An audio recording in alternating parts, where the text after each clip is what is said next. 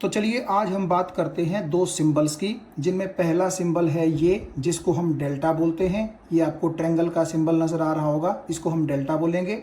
और जो ये नीचे सिंबल आपको दिख रहा है, इसको तो हम डी ही बोलते हैं, आप जानते भी हैं। तो ये जो दोनों सिंबल हैं, आप देखिए, ये चेंज को एक्सप्रेस करने के लिए यूज किए जाते हैं। यानी कि डेल्टा भी it is used to express change and d it is also used to express change. लेकिन फर्क इनमें यह है कि डेल्टा को हम यूज करते हैं एक बड़े चेंज को डिनोट करने के लिए, और डी को हम यूज करते हैं एक बहुत ही छोटे चेंज को डिनोट करने के लिए। जैसे एग्जांपल के तौर पे आप देखिए, मान लीजिए किसी बच्चे की उम्र आज है 7 इयर्स और 1 साल के बाद उसकी उम्र हो जाएगी 8 इयर्स। तो नेचुरली हम बोलेंगे कि उसकी उम्र में 1 साल का चेंज हो गया है। तो इसलिए मैं निकाल सकता हूं कि change in age is equal to 8 years minus 7 years. तो ये आपके पास आ गया 1 ईयर। तो यहां देखो, ये 1 ईयर क्या है, चेंज इन एज ही तो है। तो इसीलिए हम क्या करते हैं, इस चेंज इन की जगह ये सिंबल यूज कर लेते हैं डेल्टा, और एज की जगह आप एज ही लिख दो। तो बेसिकली फायदा क्या हुआ, इतनी लंबी लाइन लिखने की बजाय हमने छोटा सा एक्सप्रेशन बना दिया। इसीलिए यहां पर क्या यूज किया जाता है, सिंबल यूज किया जाता है डेल्टा। किसके लिए, चेंज को एक्सप्रेस करने के लिए। तो जो चेंज इन एज 1 ईयर आया है, उसको आपने लिख दिया delta age is equal to 1 year. और इसको पढ़ेंगे कैसे, कि change in age is equal to 1 year. अब देखो, यहां पर तो आपको पता है कि 1 साल काफी लंबा वक्त होता है, तो इसीलिए हमने कहा था कि डेल्टा जो है वो एक बड़े चेंज को डिनोट करता है। तो यहां पर क्योंकि 1 साल का चेंज एक बड़ा चेंज होता है, तो यहां हमने क्या सिंबल यूज कर लिया, डेल्टा सिंबल यूज कर लिया।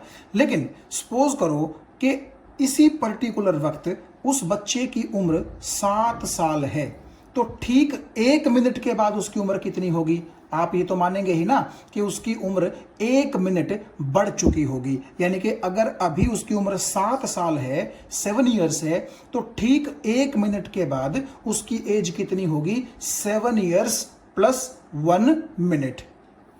तो आप ये देखो, अगर हम देखना चाहते हैं चेंज 1 मिनट के बाद, तो नई एज उस बच्चे की क्या होगी, 7 इयर्स प्लस 1 मिनट। तो अगर आपसे कोई पूछे कि यहां एज में चेंज कितना हुआ, तो अगर आइडियली देखा जाए तो 1 मिनट का चेंज हुआ कि ना हुआ, क्योंकि आप इस 7 इयर्स और 1 मिनट में से 7 इयर्स जब घटा देंगे, तो जो change in age after 1 minute आएगा, वो कितना आएगा, 1 मिनट का ही तो आएगा।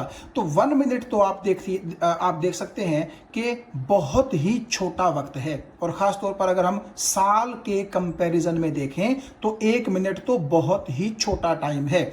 तो हालांकि देखा जाए तो चेंज तो उसकी उम्र में होता रहेगा जैसे जैसे टाइम बीतता रहेगा, लेकिन 1 मिनट का जो चेंज है, change in age is equal to 1 minute, यहां पर हम डेल्टा यूज नहीं करेंगे, यहां हम डी यूज करेंगे। क्यों, क्योंकि डी का मतलब है very very very very small change. मतलब आप ये मान सकते हैं कि बिल्कुल वो चेंज 0 को अप्रोच कर रहा है। 0 को अप्रोच करने का मतलब है कि इतना छोटा चेंज है कि आप उसको मानने को रफली क्या मान सकते हो, 0 मान सकते हो। ठीक है, तो आपने ये देखा कि जब बड़ा चेंज हुआ था एज में, वहां हमने डेल्टा यूज किया था, और जहां बिल्कुल नेग्लिजिबल या बिल्कुल छोटा सा चेंज हुआ एज में, वहां हमने क्या यूज कर लिया, डी यूज कर लिया। तो इसीलिए मैंने लिखा कि change in age is equal to 1 minute, या आप यहां चेंज की जगह क्या सिंबल यूज कर सकते हैं, डी। तो डी एज कितना आ गया, 1 मिनट आ गया। तो ये आपने देखा कि डेल्टा भी और डी भी दोनों ही किसके लिए यूज होते हैं, चेंज के लिए यूज होते हैं। डेल्टा बड़े चेंज के लिए और डी बेहद छोटे चेंज के लिए यूज होता है। तो चलिए अब बात करते हैं वेलोसिटी की। वेलोसिटी का फॉर्मूला आपने छोटी क्लासेस में पढ़ा है, change in displacement divide by change in time. और अगर मैं डिस्प्लेसमेंट को x से और टाइम को t से रिप्रेजेंट करूं, तो इसी फॉर्मूले को आप इस तरह भी रिप्रेजेंट कर सकते हैं, क्योंकि चेंज के लिए हम यूज करेंगे डेल्टा और डिस्प्लेसमेंट के लिए x यूज करेंगे और टाइम के लिए t यूज करेंगे। तो इस ऊपर वाले चेंज इन डिस्प्लेसमेंट की जगह आपने लिखा डेल्टा x और चेंज इन टाइम की जगह आपने लिखा डेल्टा t। और इस सिचुएशन पे आप देखिएगा, एक एग्जांपल से हम इसको समझ सकते हैं। मान लीजिए कोई ऑब्जेक्ट एग्जैक्ट 10 बजे पॉइंट ए पर था और जब 10:10 हो गए, यानी कि ठीक 10 सेकंड के बाद मान लो वो बी पर पहुंच गया और ए से लेकर के बी के बीच में मान लीजिए उसके डिस्प्लेसमेंट में 50 मीटर का चेंज हुआ। तो ऊपर वाला फॉर्मूला लगा करके अगर हम वेलोसिटी निकालना चाहें तो वेलोसिटी होती है डेल्टा एक्स, यानी कि चेंज इन डिस्प्लेसमेंट, जो कि 50 आ गया, यहां लिख दिया, डिवाइड बाय डेल्टा टी, यानी कि चेंज इन टाइम, जो कि आप देख सकते हैं 10 सेकंड है, तो यहां पर रख दिया। तो हमारे पास वैल्यू कितनी आ गई वेलोसिटी की?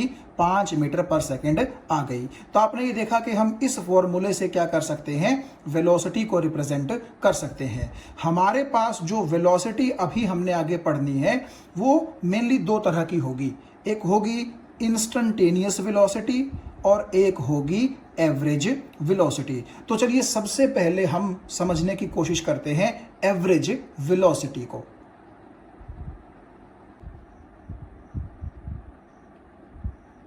तो चलिए अब हम एवरेज वेलोसिटी के बारे में थोड़ा डिटेल में बात करते हैं कि एवरेज वेलोसिटी को एवरेज वेलोसिटी कहा क्यों जाता है और ये हमें क्या इन्फॉर्मेशन देती है।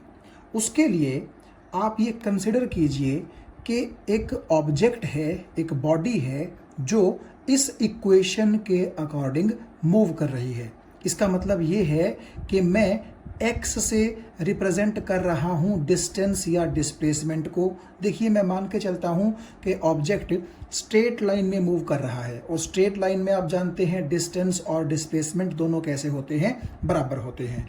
तो मैं उस ऑब्जेक्ट ने कितना डिस्टेंस या डिस्प्लेसमेंट ट्रेवल किया उसको तो रिप्रेजेंट करूंगा x से, और उस ऑब्जेक्ट ने टाइम कितना लिया उस टाइम को मैं रिप्रेजेंट करूंगा t से।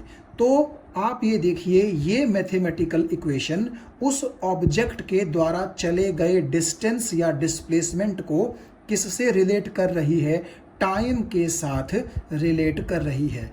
इस इक्वेशन का मतलब समझना बड़ा ज़रूरी है। देखिए आप ऐसा कीजिए, एक ये स्ट्रेट लाइन ड्रॉ कर लीजिए और इस पर 25 इक्वल मार्क्स बना दीजिए, और जो एक मार्क होगा मान लीजिए वो 1 मीटर के डिस्टेंस को डिनोट करेगा, यानी कि 0 से लेकर के 1 तक 1 मीटर और 0 से लेकर के 25 तक 25 मीटर। तो इसलिए आप ये देख सकते हैं कि दो डॉट्स के बीच में इस लाइन पर 1-1 मीटर का डिस्टेंस मैंने बना दिया है।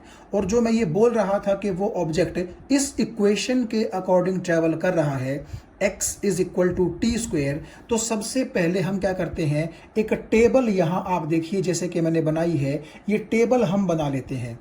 यानी कि जब t 0 होगा तो x 0 होगा, t 1 होगा तो x 1 होगा, t 2 होगा तो x 4 होगा, t 3 होगा तो x 9 होगा। और यहाँ आपको नज़र आ रहा होगा, थोड़ा सा मैं इसको इस तरीके से करके दिखा दूं कि जब t 4 होगा तो 4 का स्क्वायर क्योंकि 16 होता है तो x भी कितना हो जाएगा, 16 हो जाएगा। तो आप ऐसा मान लीजिए कि ये जो पॉइंट है जहाँ पर मैंने 0 लिखी है या बड़ा सा O आपको नजर आ रहा है, ये एक रेफरेंस पॉइंट है। रेफरेंस पॉइंट का मतलब होता है ऐसा पॉइंट जिसके विद रिस्पेक्ट टू हम क्या करते हैं, डिस्टेंस को मेजर करते हैं। जैसे कि आप ये देखिएगा, अगर मैं इस पॉइंट के रिस्पेक्ट में डिस्टेंस को मेजर करने लगूं तो इस पॉइंट से ये पॉइंट सिर्फ 1 मीटर की दूरी पर है, लेकिन इस पॉइंट के मुकाबले ये पॉइंट 9 मीटर की दूरी पर है। तो यहां पर 9 क्यों लिखा है मैंने, क्योंकि मैंने इस पॉइंट को क्या माना है, रेफरेंस पॉइंट माना है। तो आप ये देखिएगा कि इस लाइन के ऊपर मैंने 25 इक्वी पार्टीशन कर दिए हैं और हर एक पार्टीशन 1 मीटर के बराबर है। तो जरा इस टेबल पर ध्यान दीजिए, ये टेबल क्या इंफॉर्मेशन हमें दे रही है। देखिए जब टाइम 0 होगा तो कोई भी डिस्टेंस वो ऑब्जेक्ट ट्रेवल नहीं करेगा। यानी कि जीरो टाइम पर x क्योंकि जीरो है तो x का मतलब होता था डिस्टेंस या displacement travelled by the object. तो क्योंकि जीरो टाइम पर x जीरो है, इसका मतलब है कि जीरो टाइम पर आपका ऑब्जेक्ट भी एग्जैक्ट यही होगा, उसने आगे की तरफ कोई भी डिस्टेंस ट्रेवल नहीं किया होगा। फिर जब t 1 हो गया, यानी कि जैसे ही 1 सेकंड बीतेगा तो x भी 1 हो जाएगा। x 1 होने का मतलब है कि आपका ऑब्जेक्ट यहां से यहां आ चुका होगा। यानी कि अब आप ये बोल सकते हैं कि इस 1 सेकंड में आपके ऑब्जेक्ट ने 1 मीटर का डिस्टेंस क्या कर लिया है, ट्रेवल कर लिया है। अब आप आगे देखिएगा, जब मैं रखता हूं t को 2 तो x 4 हो जाता है। इसका मतलब यह है कि 1 सेकंड जब और बीत जाएगा तो आपका ऑब्जेक्ट यहां आ चुका होगा। x 4 का क्या मतलब है कि रेफरेंस पॉइंट के मुकाबले वो 4 मीटर दूर आ चुका होगा। ठीक है। सिमिलरली जब टाइम 3 सेकंड हो जाएगा तो वो x इज इक्वल टू 9 पर पहुंच जाएगा, और जब टाइम आपका 4 सेकंड हो जाएगा तो वो आपके रेफरेंस पॉइंट से 16 मीटर दूर पहुंच गया होगा। ठीक है। तो ये जो मार्किंग आपने बनाई है, ये मार्किंग आप ये ध्यान से देखिएगा कि खुद तो इक्वल डिस्टेंस पर हैं, लेकिन एक चीज जो आप नोट करेंगे वो ये कि हर बार भले ही टाइम इंटरवल 1 सेकंड का रहा हो, जैसे 0 से 1 1 सेकंड हुआ, 1 से 2 भी 1 सेकंड हुआ, 2 से 3 भी 1 सेकंड हुआ, 3 से 4 भी 1 सेकंड हुआ, तो यहाँ पर टाइम इंटरवल तो बराबर बराबर है। लेकिन आप ये देखिए, उन बराबर टाइम इंटरवल्स में जो ऑब्जेक्ट के द्वारा ट्रेवल किया गया डिस्टेंस या डिस्प्लेसमेंट है वो बराबर नहीं है। आप देखिएगा, पहले 1 सेकंड में आपका ऑब्जेक्ट 1 मीटर का डिस्टेंस ट्रेवल कर गया, और अगले 1 सेकंड में 3 मीटर का डिस्टेंस ट्रेवल कर गया, और अगले 1 सेकंड में 5 मीटर का डिस्टेंस ट्रेवल कर गया, और अगले 1 सेकंड में 7 मीटर का डिस्टेंस ट्रेवल कर गया। यानी कि आप समझ रहे होंगे कि हर बार वो ऑब्जेक्ट थोड़ा सा ये मान के चल लीजिए कि पिछले के मुकाबले ज़्यादा डिस्टेंस ट्रेवल करता जा रहा है। यानी कि ऑब्जेक्ट बेसिकली अपनी स्पीड बढ़ाता जा रहा है, ऑब्जेक्ट फास्ट ट्रेवल कर रहा है। आप इस चीज़ को थोड़ा सा यूं समझिए कि जब टाइम 2 सेकंड हुआ था तो वो रेफरेंस पॉइंट के मुकाबले 4 मीटर की दूरी पर था, यानी कि यहां था वो।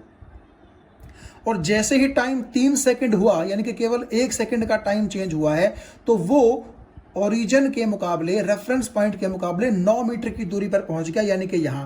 तो आप ये देखिएगा, यहां पर टाइम 2 सेकंड था, यहां पर टाइम 3 सेकंड हो चुका है। तो टाइम में तो केवल 1 सेकंड का चेंज हुआ है, लेकिन डिस्टेंस में कितना चेंज हो चुका है। आप 9 में से जब 4 घटाएंगे तो 5 मीटर का चेंज हुआ ना। तो ये 5 मीटर का चेंज आप देखिए 1 सेकंड में ही आया। इसका मतलब इन दोनों पॉइंट्स के बीच में ऑब्जेक्ट की वेलोसिटी थी 5 मीटर पर सेकंड। सिमिलरली यहां तक टाइम 3 सेकंड खत्म हो चुके हैं, तो जब आपका चौथा सेकंड खत्म होगा तो वो ऑब्जेक्ट यहां पहुंच चुका है, क्योंकि आप देखिएगा यहां पर 16 लिखा हुआ है, यानी कि रेफरेंस पॉइंट के मुकाबले वो ऑब्जेक्ट 16 मीटर के डिस्टेंस पर पहुंच चुका होगा। तो जब टाइम 3 सेकंड था तो ऑब्जेक्ट यहां था, जब टाइम 4 सेकंड है तो ऑब्जेक्ट यहां पहुंच चुका है। तो यहां पर भी आप देखिए, टाइम में तो केवल 1 सेकंड का चेंज हुआ है, लेकिन डिस्टेंस में कितना चेंज हो चुका है, 16 माइनस 9 यानी कि 7 मीटर का चेंज हो चुका है। यानी कि आपका ऑब्जेक्ट पिछली बार 1 सेकंड में 5 मीटर का डिस्टेंस ट्रेवल करके आया था, जबकि यहां 1 सेकंड में उसने 7 मीटर का डिस्टेंस ट्रेवल कर लिया है, यानी कि पिछले के मुकाबले ज्यादा। तो नेचुरली वो फास्ट ही तो दौड़ रहा होगा ना। तो इस इक्वेशन से जो ऑब्जेक्ट मूव कर रहा है आपको समझ में आ गई होगी अब कि इस इक्वेशन का मतलब ये है कि जैसे जैसे टाइम बढ़ता जा रहा है ऑब्जेक्ट की वेलोसिटी भी क्या करती जा रही है, बढ़ती जा रही है, और इसीलिए वो हर बार सेम टाइम के अंदर ज्यादा डिस्टेंस ट्रेवल करता जा रहा है। जैसे पहले 1 सेकंड में केवल 1 मीटर का डिस्टेंस ट्रेवल किया था, अगले 1 सेकंड में 3 मीटर का, अगले 1 सेकंड में 5 मीटर का, और सबसे लास्ट, क्योंकि मैंने सिर्फ 4 सेकंड तक ही ऑब्जर्व किया है इस ऑब्जेक्ट को, तो लास्ट का जो 3 से लेकर के 4 के बीच का 1 सेकंड था उसमें उसने 7 मीटर का डिस्टेंस क्या किया है, ट्रेवल किया है। आप ये भी बोल सकते हैं कि ये ऑब्जेक्ट चारों सेकंड तक अलग अलग वेलोसिटी के साथ ट्रेवल कर रहा है। पहले 1 सेकंड में 1 मीटर का डिस्टेंस ट्रेवल हुआ तो स्पीड हो गई 1 मीटर पर सेकंड। अगले 1 सेकंड में 3 मीटर का डिस्टेंस ट्रेवल हुआ तो स्पीड हो गई 3 मीटर पर सेकंड। अगले 1 सेकंड में 5 मीटर का डिस्टेंस ट्रेवल हुआ तो स्पीड हो गई 5 मीटर पर सेकंड। और सबसे लास्ट का जो 1 सेकंड था उसमें 7 मीटर का डिस्टेंस ट्रेवल हुआ, तो इसका मतलब है उस लास्ट सेकंड में स्पीड कितनी हो गई, 7 मीटर पर सेकंड। तो आप ये देख सकते हैं कि पहले सेकंड में ये, दूसरे सेकंड में ये, तीसरे सेकंड में ये और चौथे सेकंड में ये स्पीड रही थी। तो नेचुरली स्पीड की वैल्यू इंक्रीज ही तो कर रही है। और आप ये देख सकते हैं कि हमारा ऑब्जेक्ट क्या कर रहा है, अलग अलग वेरिएबल स्पीड के साथ ट्रेवल कर रहा है, बल्कि उसकी स्पीड क्या हो रही है, बढ़ती ही जा रही है। तो क्योंकि हमने हमारे ऑब्जेक्ट को केवल 4 सेकंड तक ऑब्जर्व किया है, तो आपसे अगर कोई पूछे कि इस ऑब्जेक्ट की एवरेज वेलोसिटी कितनी हो जाएगी, तो एवरेज हम कैसे निकालते हैं, जितने भी चीज़ें होती हैं उनको जोड़ देते हैं और उतने ही नंबर से उसको डिवाइड कर देते हैं। तो आप जब इनको जोड़ेंगे 1 + 3 + 5 + 7 तो ये आ जाएगा 16, ठीक है। और टोटल हमारे पास 1 2 3 4 नंबर हैं, तो 16 को जब 4 से डिवाइड करोगे तो एवरेज जो वेलोसिटी है वो कितनी आ जाएगी, 4 मीटर पर सेकंड आ जाएगी। ये देखिएगा, ये मैंने यहाँ पर अगले पेज पर कैलकुलेट आपको करके दिखाया है। थोड़ा सा इसको हम सेंटर में कर लेते हैं इस तरीके से, ठीक है। तो एवरेज वेलोसिटी का क्या मतलब है कि आपके ऑब्जेक्ट ने किस किस वेलोसिटी के साथ ट्रेवल किया है और कितने टाइम तक ट्रेवल किया है। तो पहले 1 सेकंड में ये है उसकी वेलोसिटी, दूसरे 1 सेकंड में ये है, तीसरे 1 सेकंड में ये है, चौथे 1 सेकंड में ये है। तो चारों वेलोसिटीज को जोड़ करके मैंने 4 से डिवाइड कर दिया, तो एवरेज वेलोसिटी मेरे पास कितनी आ गई, 4 मीटर पर सेकंड आ गई। और जो आपने छोटी क्लासेस में, खासतौर पर 9th क्लास में एवरेज वेलोसिटी का एक फॉर्मूला पढ़ा था, वो क्या पढ़ा था आपने, चेंज इन डिस्प्लेसमेंट बटे चेंज इन टाइम, यानी कि delta x by delta T. तो अगर आप उस फॉर्मूले से भी निकाल लेंगे तो भी आपकी एवरेज वेलोसिटी कितनी आएगी, 4 मीटर पर सेकंड ही आएगी। देखिए, चेंज इन डिस्प्लेसमेंट 16 मीटर और चेंज इन टाइम 4 सेकंड कैसे आया, मैं आपको एक बार फिर से इसी डायग्राम पर लेकर के चलता हूं। आप ध्यान से देखिएगा, इनिशियली हमारा ऑब्जेक्ट यहां था और फाइनली हमारा ऑब्जेक्ट यहां पहुंच गया है 16 पर। तो नेचुरली उसके डिस्टेंस में कितना चेंज आया, 16 मीटर का। और इतना चेंज आने के लिए वक्त कितना लगा, आप समझ गए होंगे, 4 सेकंड। तो नेचुरली जब आप डेल्टा एक्स रखेंगे तो वो रखेंगे 16 और डेल्टा टी यानी कि चेंज इन टाइम जब रखेंगे तो वो रखेंगे 4 सेकंड। इसीलिए आपकी जो एवरेज वेलोसिटी है उसका formula delta x by delta T होता है, यानी कि change in displacement divide by change in time, कि कितना डिस्प्लेसमेंट में चेंज हुआ और उस डिस्प्लेसमेंट को चेंज होने में वक्त कितना लगा। तो आप ये देखिए, यहां से भी इस ऑब्जेक्ट की एवरेज वेलोसिटी 4 मीटर पर सेकंड आ रही है, और यहां जो हमने सिंपल एवरेज निकालने का तरीका सीखा है वो लगा करके भी हमने वेलोसिटी को कितना निकाला, 4 मीटर पर सेकंड निकाला। लेकिन एक चीज आप यहां गौर कीजिए, ये जो पीछे अगर मैं आपको लेकर के चलूं, यहां आप देख सकते हैं इन वेलोसिटीज में, यानी कि ये जो मैंने हर बार 1 सेकंड में कितनी वेलोसिटी होगी, अगले 1 सेकंड में कितनी वेलोसिटी होगी, उससे अगले 1 सेकंड में कितनी वेलोसिटी होगी, तो ये जो वेलोसिटीज मैंने निकाल रखी हैं इनमें 4 मीटर पर सेकंड आपको कहीं भी नजर नहीं आ रहा होगा। हालांकि एवरेज वैल्यू हमारी वेलोसिटी कितनी आई है, 4 मीटर पर सेकंड आई है। तो एवरेज वेलोसिटी का मतलब जो होता है, अब हम देखने जा रहे हैं कि वो क्या होता है। तो यहां देखिए, मैंने लिखा है कि एवरेज वेलोसिटी हमें शो करती है कि एवरेजली 4 मीटर का डिस्टेंस या डिस्प्लेसमेंट हमारे ऑब्जेक्ट ने पर सेकंड इस एग्जाम्पल में ट्रेवल किया है। देखो, आप इसको इस तरह सोचो कि टोटल डिस्टेंस तो उसने 4 सेकंड्स में 16 मीटर ही ट्रेवल किया है, ठीक है। तो अगर आपसे कोई पूछे कि 1 सेकंड में कितना डिस्टेंस वो ट्रेवल करेगा, तो आप लिखेंगे कि 4 सेकंड में ट्रेवल होते हैं 16 मीटर, तो 1 सेकंड में कितना ट्रेवल होगा, 4 मीटर। तो हम ये बोल सकते हैं कि एवरेजली पर सेकंड उस ऑब्जेक्ट ने 4 मीटर का डिस्टेंस ट्रेवल किया है, जबकि हमें यह मालूम है कि किसी भी 1 सेकंड में उसने 4 मीटर का डिस्टेंस ट्रेवल नहीं किया है, बल्कि या तो उसने पहले 1 सेकंड में 1 मीटर का डिस्टेंस ट्रेवल किया था, फिर अगले 1 सेकंड में 3 मीटर का डिस्टेंस ट्रेवल किया था, फिर अगले 1 सेकंड में 5 मीटर का डिस्टेंस ट्रेवल किया था, और सबसे लास्ट के 1 सेकंड में उसने 7 मीटर का डिस्टेंस ट्रेवल किया था। तो एवरेज वेलोसिटी का कभी भी ये मतलब नहीं होता कि वो वेलोसिटी आपको इन वेलोसिटीज में नजर आ ही जाए, ऐसा जरूरी नहीं है। अब आपको समझ में आ गई होगी कि एवरेज वेलोसिटी का तो सिंपली मतलब ये होता है कि उस ऑब्जेक्ट ने जो टोटल डिस्प्लेसमेंट जितने टोटल टाइम के अंदर ट्रेवल किया है, तो पर सेकंड एवरेजली उसने कितना डिस्टेंस या डिस्प्लेसमेंट ट्रेवल किया है, वो इंफॉर्मेशन हमें जहां से मिलती है उसको हम बोलते हैं एवरेज वेलोसिटी। इस चीज को समझने के लिए चलिए अब हम एक क्रिकेट मैच का एग्जांपल लेते हैं, जिससे आपको समझना और भी आसान हो जाएगा। मान लीजिए एक क्रिकेट मैच जो है वो चल रहा है, और जो टीम बैटिंग कर रही है उसके जो ओपनर बैट्समैन है उन्होंने क्या किया, पहले ओवर में कोई रन नहीं बनाया, दूसरे ओवर में 2 रन बनाए, तीसरे ओवर में 4 रन बनाए, चौथे ओवर में उनको लगा कि अब तो यार 5-5 ओवर का मैच है मान लीजिए, तो बड़े कम रन बने हैं, तो उन्होंने चौथे ओवर में 11 रन बना लिए, और 5वां ओवर मान लीजिए कि जो कि लास्ट ओवर था, तो उन्होंने बड़ी ताबड़तोड़ बल्लेबाजी की, और मान लीजिए उस लास्ट ओवर में रन आ गए 18। तो मान लीजिए ये 5 ओवर का मैच है, तो टोटल 5 ओवर पूरे हो चुके हैं। तो अगर आपसे कोई पूछे कि उस टीम ने टोटल रन कितने बना दिए हैं, तो टोटल रन जब आप इनको जोड़ेंगे तो कितने आ जाएंगे, 35 रन आ जाएंगे, 35 रन आ जाएंगे। तो हम ये कह सकते हैं कि पूरे 5 ओवर खेलने के बाद उस टीम ने 35 रन्स बनाए हैं। तो आपसे अगर कोई पूछे कि पर ओवर कितने रन बने हैं, तो एवरेज हम उसको बोलते हैं। तो हम क्या करेंगे, टोटल रन्स को टोटल ओवर्स से डिवाइड कर देंगे और हमारे पास आंसर आ जाएगा 7 आरपीओ। आरपीओ का मतलब है रन्स पर ओवर। तो इसका मतलब ये है कि वो जो दोनों बल्लेबाज थे उन्होंने मिलकर के हर ओवर में एवरेजली 7 रन्स बनाए हैं, और इसी को हम बोलते हैं एवरेज उस बैटिंग करने वाली टीम के लिए। यानी कि यहां पर मैंने लिखा है कि एवरेजली 7 रन्स आर स्कोर्ड पर ओवर। लेकिन आप एक चीज ध्यान से देखिएगा, भले ही यहां पर एवरेज 7 आ रही हो, लेकिन अगर आप इस डेटा को स्टडी करें तो कोई भी ओवर ऐसा नहीं है जिसमें 7 रन आए हों।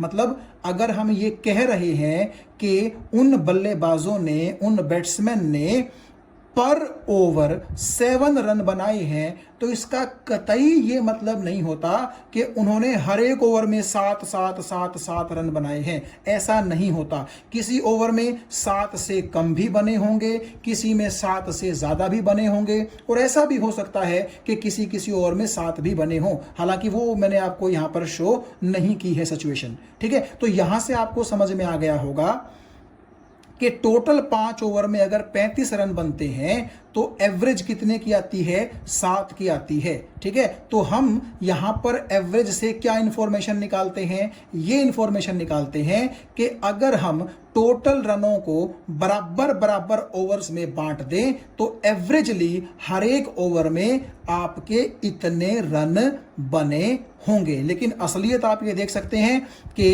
कोई ओवर ऐसा है ही नहीं जिसमें 7 रन बने हों, जैसा कि यहां पर था कि कोई भी ऐसी वेलोसिटी थी ही नहीं जहां पर वेलोसिटी 4 के बराबर हो। ठीक है, तो जरूरी नहीं है कि आपका अगर एवरेज 7 आ रहा है तो हर एक ओवर में 7 ही रन बने हों। 7 से कम भी बन सकते हैं, 7 से ज्यादा भी बन सकते हैं, और होने को 7 के बराबर भी हो सकते हैं। तो यहां से आपको एक अंदाजा आ गया होगा कि एवरेज जब हम चीजों की निकालते हैं तो वो वहां निकालते हैं जहां चीजें चेंज हो रही हों। यहां पर भी देखो, किसी ओवर में कुछ रन हैं, किसी ओवर में कुछ रन हैं, तो हमने लास्ट में क्या किया, एवरेज निकाल लिया। तो जैसे यहां पर रनों का एवरेज हमें यह बताता है कि आप 7 रन मान सकते हैं कि जैसे हर ओवर के अंदर बने हों, तो यहां पर भी सेम बात है। आप मान सकते हैं कि जो ऑब्जेक्ट अलग अलग वेलोसिटी से चल रहा है वो ऑब्जेक्ट पर सेकंड 4 मीटर एवरेजली चला होगा, यानी कि 4 मीटर पर सेकंड उसकी क्या कहलाएगी, एवरेज स्पीड कहलाएगी। तो देखिए अभी हमने पढ़ा एवरेज वेलोसिटी, जिसमें हमने ये देखा कि एवरेज वेलोसिटी का मतलब ये होता है कि आपका मूविंग ऑब्जेक्ट पर सेकंड एवरेजली कितना डिस्टेंस या डिस्प्लेसमेंट ट्रेवल कर रहा है।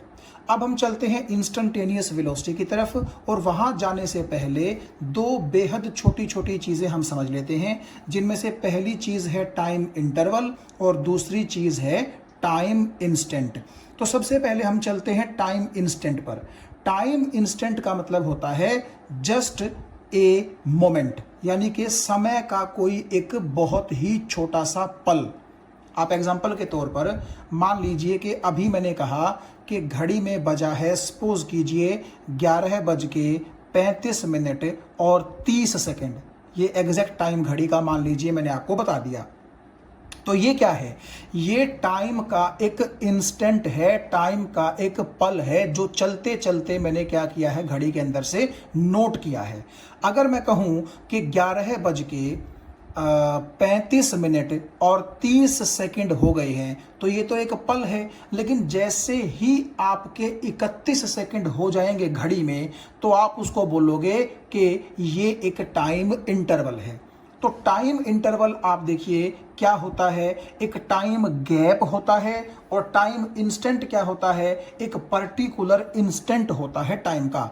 और आप ये भी कह सकते हैं कि टाइम इंस्टेंट के केस में चेंज इन टाइम कितना होता है, 0 होता है, क्योंकि अगर टाइम चेंज हो गया फिर तो वो अगला पल बन जाएगा। ठीक है, आप समझिए इस चीज को। जैसे कि मैंने आपसे कहा कि घड़ी में अभी टाइम हुआ है 11:35 और 30 सेकंड, तो अगर 29 सेकंड थे तो वो पिछला इंस्टेंट था, और जब 31 सेकंड होंगे तो वो अगला इंस्टेंट होगा, क्योंकि वहां पर तो टाइम चेंज हो जाएगा ना। ठीक है, लेकिन जब मैं बात करता हूं कि नहीं भाई एग्जैक्ट 11:35 और 30 सेकंड की मैं बात कर रहा हूं, तो इसका मतलब है मैं केवल उस पल की ही बात कर रहा हूं, ना उस पल से पिछले पल की बात कर रहा हूं और ना ही उस पल से अगले पल की बात कर रहा हूं। तो जब मैं बात ही कर रहा हूं एग्जैक्ट 11:35 और 30 सेकंड की, तो नेचुरली वहां पर टाइम चेंज नहीं होना चाहिए, क्योंकि टाइम इंस्टेंट के लिए चेंज इन टाइम कितना होगा, 0 होगा। क्योंकि अगर चेंज इन टाइम कुछ भी हो गया तो या तो वो अगला पल हो जाएगा या फिर वो पिछला पल हो जाएगा। तो इसको तो हम बोलते हैं टाइम इंस्टेंट। ठीक है, एक पर्टिकुलर पल, कोई भी एक पर्टिकुलर मोमेंट। जबकि टाइम इंटरवल का क्या मतलब होता है, एक लार्ज टाइम गैप, या आप कह लीजिए एक नोटिसेबल टाइम गैप। आप समझ सकते हैं कि अगर 1 सेकंड का भी टाइम गुजरता है तो आप उसको क्या कर सकते हैं, बड़े आराम से नोटिस कर सकते हैं। तो टाइम इंटरवल का सिंपली मतलब हो गया टाइम गैप।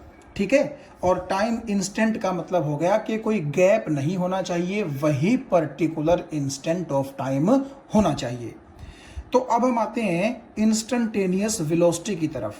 तो जैसा कि आपको पता लग गया होगा, इंस्टेंट जो शब्द होता है उससे बना है इंस्टेंटेनियस। तो मैं ऐसा बोल सकता हूं कि अगर कोई ऑब्जेक्ट चल रहा है, उसकी कुछ वेलोसिटी है, तो अगर आप किसी पर्टिकुलर इंस्टेंट ऑफ टाइम पर उसकी वेलोसिटी देखना चाहें तो वो वेलोसिटी कहलाती है इंस्टेंटेनियस वेलोसिटी, यानी कि velocity of the object at any particular instant of time. और इसको कौन पढ़ता है, स्पीडोमीटर पढ़ता है। जो आपकी बाइक या आपकी कार में, आपके व्हीकल में एक स्पीडोमीटर लगा होता है। ठीक है, किसी इंस्टेंट पर मान लीजिए आपकी नज़र उस स्पीडोमीटर की तरफ चली गई, और उस स्पीडोमीटर में मान लो उस वक्त जो नीडल है वो है 40 के ऊपर, और आपको पता है कि व्हीकल्स की स्पीड हम किलोमीटर पर आवर में देखते हैं। तो इसका मतलब ये होगा कि जिस इंस्टेंट पर आपकी नज़र वहां स्पीडोमीटर पर पड़ी, तो वो स्पीडोमीटर उस टाइम नीडल 40 पर थी। इसका मतलब आपका व्हीकल उस इंस्टेंट पर 40 किलोमीटर पर आवर की स्पीड से दौड़ रहा था। जबकि अगले ही पल पर हो सकता है आपने स्पीड बढ़ा भी दी दी हो या फिर हो सकता है आपने स्पीड घटा भी दी हो।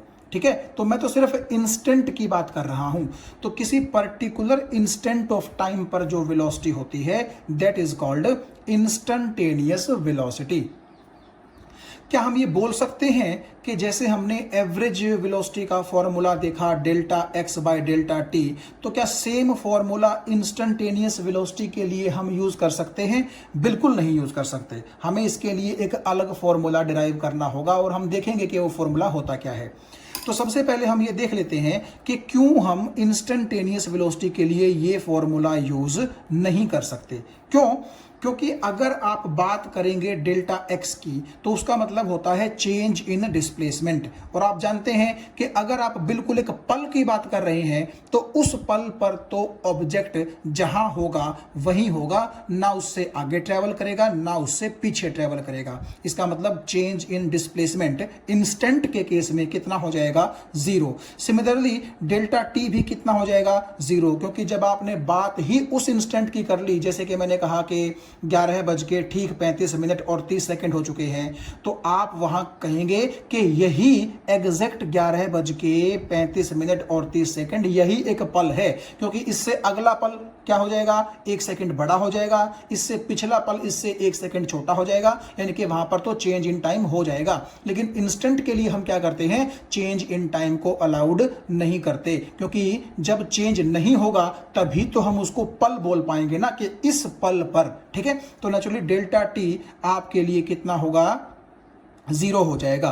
तो डेल्टा एक्स भी जीरो, डेल्टा टी भी जीरो, और 0/0 आप जानते हैं मैथ के अंदर डिफाइंड नहीं है, यानी कि हम 0/0 से कोई वैल्यू नहीं निकाल सकते। तो इसका मतलब है कि ये फॉर्मूला तो हम अप्लाई नहीं कर सकते। एग्जाम्पल के तौर पर आप देखिए, मान लीजिए एक गाड़ी चल रही है और गाड़ी 1 सेकंड जब हो गया चलते चलते तो यहां थी, और जब उसको चलते चलते 2 सेकंड हो गए तो गाड़ी यहां थी, और जब चलते चलते उसको 3 सेकंड हो गए तो गाड़ी यहां थी। तो आप ये देखिए, जब गाड़ी यहां थी यानी कि जब उसने चलना शुरू किया था तब से लेकर के जब तक 2 सेकंड बीते थे तो आपकी गाड़ी यहां थी। तो इस पर्टिकुलर इंस्टेंट ऑफ टाइम पर अगर मैं आपसे पूछूं कि गाड़ी की स्पीड कितनी होगी, तो इस इंस्टेंट पर जो स्पीड होगी वही कहलाएगी इंस्टेंटेनियस वेलोसिटी, क्योंकि इससे आगे जाओगे तो अगला इंस्टेंट आ जाएगा, इससे पीछे रहोगे तो पिछला इंस्टेंट होगा। इसीलिए अगर आपको सिर्फ इसी पर्टिकुलर इंस्टेंट की बात करनी है तो नेचुरली हमें t = 2 सेकंड की ही बात करनी है। तो इसमें ना तो कुछ टाइम जुड़ेगा और ना ही कुछ टाइम घटेगा, इसीलिए मैंने बोला था कि डेल्टा टी कितना हो जाएगा? जीरो हो जाएगा। तो आपने ये देखा कि हम इंस्टेंटेनियस वेलोसिटी के लिए ये फॉर्मूला यूज नहीं कर सकते हैं। तो अब हम ये देखेंगे कि किस तरह हम इंस्टेंटेनियस वेलोसिटी को मेजर कर सकेंगे। क्यों? क्योंकि आपको जैसे कि मैंने बताया कि मान लीजिए आप कहीं जा रहे हैं और आपका जो व्हीकल है, चाहे वो आपके पास गाड़ी है चाहे बाइक है, जब भी आपकी नजर उस व्हीकल के स्पीडोमीटर पर पड़ती है तो उस पर्टिकुलर इंस्टेंट पर स्पीडोमीटर तो कुछ ना कुछ आपको वेलोसिटी पढ़ करके बताता है ना उसकी। तो इसका मतलब है कि मेजरमेंट तो किया जा सकता है इंस्टेंटेनियस वेलोसिटी का। जब स्पीडोमीटर पढ़ रहा है तो हम भी पढ़ सकते हैं उसको। तो हम चाहते हैं एक मैथमेटिकल फॉर्मूला डिराइव करना कि भाई जो भी हमें इंस्टेंटेनियस वेलोसिटी वो स्पीडोमीटर पढ़ करके बता रहा है, एग्जैक्ट वही वेलोसिटी हम मैथमेटिकली भी कैलकुलेट कर सकें। तो ऐसा फॉर्मूला हमारे पास होना चाहिए। तो अब हम चलते हैं उसी फॉर्मूले की तरफ। तो एक बार आप फिर से देख लीजिएगा, मुझे पूरी उम्मीद है कि ये चीज आपको समझ में आ गई होगी। टाइम इंस्टेंट का मतलब है कि चेंज इन टाइम नहीं हुआ है, डेल्टा टी जीरो है। ठीक है, और टाइम इंटरवल का मतलब है टाइम गैप, चाहे छोटा से छोटा टाइम गैप ही हो लेकिन होगा वो गैप। ठीक है, वहां पर कुछ ना कुछ टाइम का चेंज होगा। और किसी पर्टिकुलर इंस्टेंट पर आपके ऑब्जेक्ट की वेलोसिटी कितनी है उसको हम बोलेंगे इंस्टेंटेनियस वेलोसिटी, और इस फॉर्मूले से हम उसको निकाल नहीं सकते। तो उसके लिए हमें कौन सा फॉर्मूला यूज करना पड़ेगा कि जैसे स्पीडोमीटर हमें पढ़ के बताता है इंस्टेंटेनियस वेलोसिटी, तो हम मैथमेटिकली उसको कैलकुलेट करने के लिए किस फॉर्मूले का यूज कर सकते हैं, उस फॉर्मूले के डेरिवेशन की तरफ अब चलते हैं। तो चलिए, इंस्टेंटेनियस वेलोसिटी का जो फॉर्मूला है उसको निकालने के लिए हम क्या करते हैं, एक बार फिर से एवरेज वेलोसिटी का फॉर्मूला यूज करते हैं। आप यहाँ देखिएगा, एक ट्रिक मैं आपको लास्ट तक बताऊंगा और वो ट्रिक ही बेसिकली आपको हेल्प करेगी कि कैसे आप एवरेज वेलोसिटी का ही फॉर्मूला इंस्टंटेनियस वेलोसिटी के केस में यूज कर सकते हैं। हालांकि अभी हमने पीछे देखा कि डायरेक्टली जो एवरेज वेलोसिटी का फॉर्मूला है हम वो इंस्टंटेनियस वेलोसिटी के लिए यूज नहीं कर सकते, क्योंकि डेल्टा एक्स भी जीरो, डेल्टा टी भी जीरो, तो 0/0 फॉर्म मैथ में हमें डिफाइंड नहीं है। लेकिन अब जो मैं आपको बोल रहा हूं कि एक ट्रिक हम समझेंगे लास्ट तक चलते चलते, उस ट्रिक की हेल्प से आपको यह समझ में आ जाएगा कि किस केस में हम एवरेज वेलोसिटी का जो फॉर्मूला है delta x by delta T, उसको कब, कैसे और क्यों इंस्टंटेनियस वेलोसिटी के लिए यूज कर सकेंगे। आप उस चीज को देखिएगा, धीरे धीरे आपको सारी सिचुएशन टाइम के साथ साथ क्लियर हो जाएगी। तो उससे पहले मैं क्या करता हूं, आप ये देखिए, ये वही इक्वेशन ऑफ मोशन है जो इक्वेशन ऑफ मोशन हम शुरू में एवरेज वेलोसिटी के लिए लेकर के चल रहे थे। और आपको पता है कि इस ऑब्जेक्ट को मैंने 4 सेकंड के लिए ऑब्जर्व किया था, और पीछे के जो मतलब सेक्शंस हैं इसी वीडियो में आपने उसमें देखा भी था कि मैंने 4 सेकंड तक टाइम और डिस्प्लेसमेंट के बीच में एक टेबल भी बनाई थी। तो आप देखो, इस इक्वेशन के साथ जो ऑब्जेक्ट चल रहा है, मान लीजिए उस ऑब्जेक्ट की मैं एवरेज वेलोसिटी निकालना चाहता हूं 3 सेकंड से लेकर के 4 सेकंड के बीच का जो 1 सेकंड है उसमें। आप वैसे पीछे डायग्राम में जाकर के देख भी सकते हैं कि जब टाइम 3 सेकंड खत्म हो चुका था तो वो ऑब्जेक्ट रेफरेंस पॉइंट के मुकाबले 9 मीटर की दूरी पर था, और जब चौथा सेकंड खत्म हुआ था तो वही ऑब्जेक्ट रेफरेंस पॉइंट के मुकाबले 16 मीटर की दूरी पर था। तो यानी 3 से लेकर के 4 सेकंड, यानी कि जो 1 सेकंड यहां बीता है उसमें उसने 16 - 9 यानी कि 7 मीटर का डिस्टेंस ट्रेवल किया है इस 1 सेकंड में। इसीलिए हम बोलेंगे कि उसकी एवरेज वेलोसिटी कितनी आ जाएगी, 7 मीटर पर सेकंड आ जाएगी। आप एक बार पीछे जाकर के इसी वीडियो में देख भी सकते हैं कि जो लास्ट का 1 सेकंड था उसमें सच में ऑब्जेक्ट ने 1 सेकंड में 7 मीटर का ही डिस्टेंस ट्रेवल किया था। यहां पर तो जस्ट मैंने आपको एक अलग से निकाल के दिखा दिया है। देखो, जैसे अगर आप x = t² बोलते हैं तो इसमें जब आप t को 3 पुट कर देंगे तो 3 का स्क्वायर हो जाएगा 9। इसका मतलब है कि 3 सेकंड के बाद ओरिजिन से 9 मीटर के डिस्टेंस पर होगा वो ऑब्जेक्ट। और अगर आप इस इक्वेशन में 4 पुट कर देंगे तो 4 का स्क्वायर होता है 16। इसका मतलब है कि 4 सेकंड की समाप्ति के बाद उस ऑब्जेक्ट का रेफरेंस पॉइंट से जो डिस्टेंस है, डिस्प्लेसमेंट आप बोल लीजिए, वो कितना होगा, 16 मीटर होगा।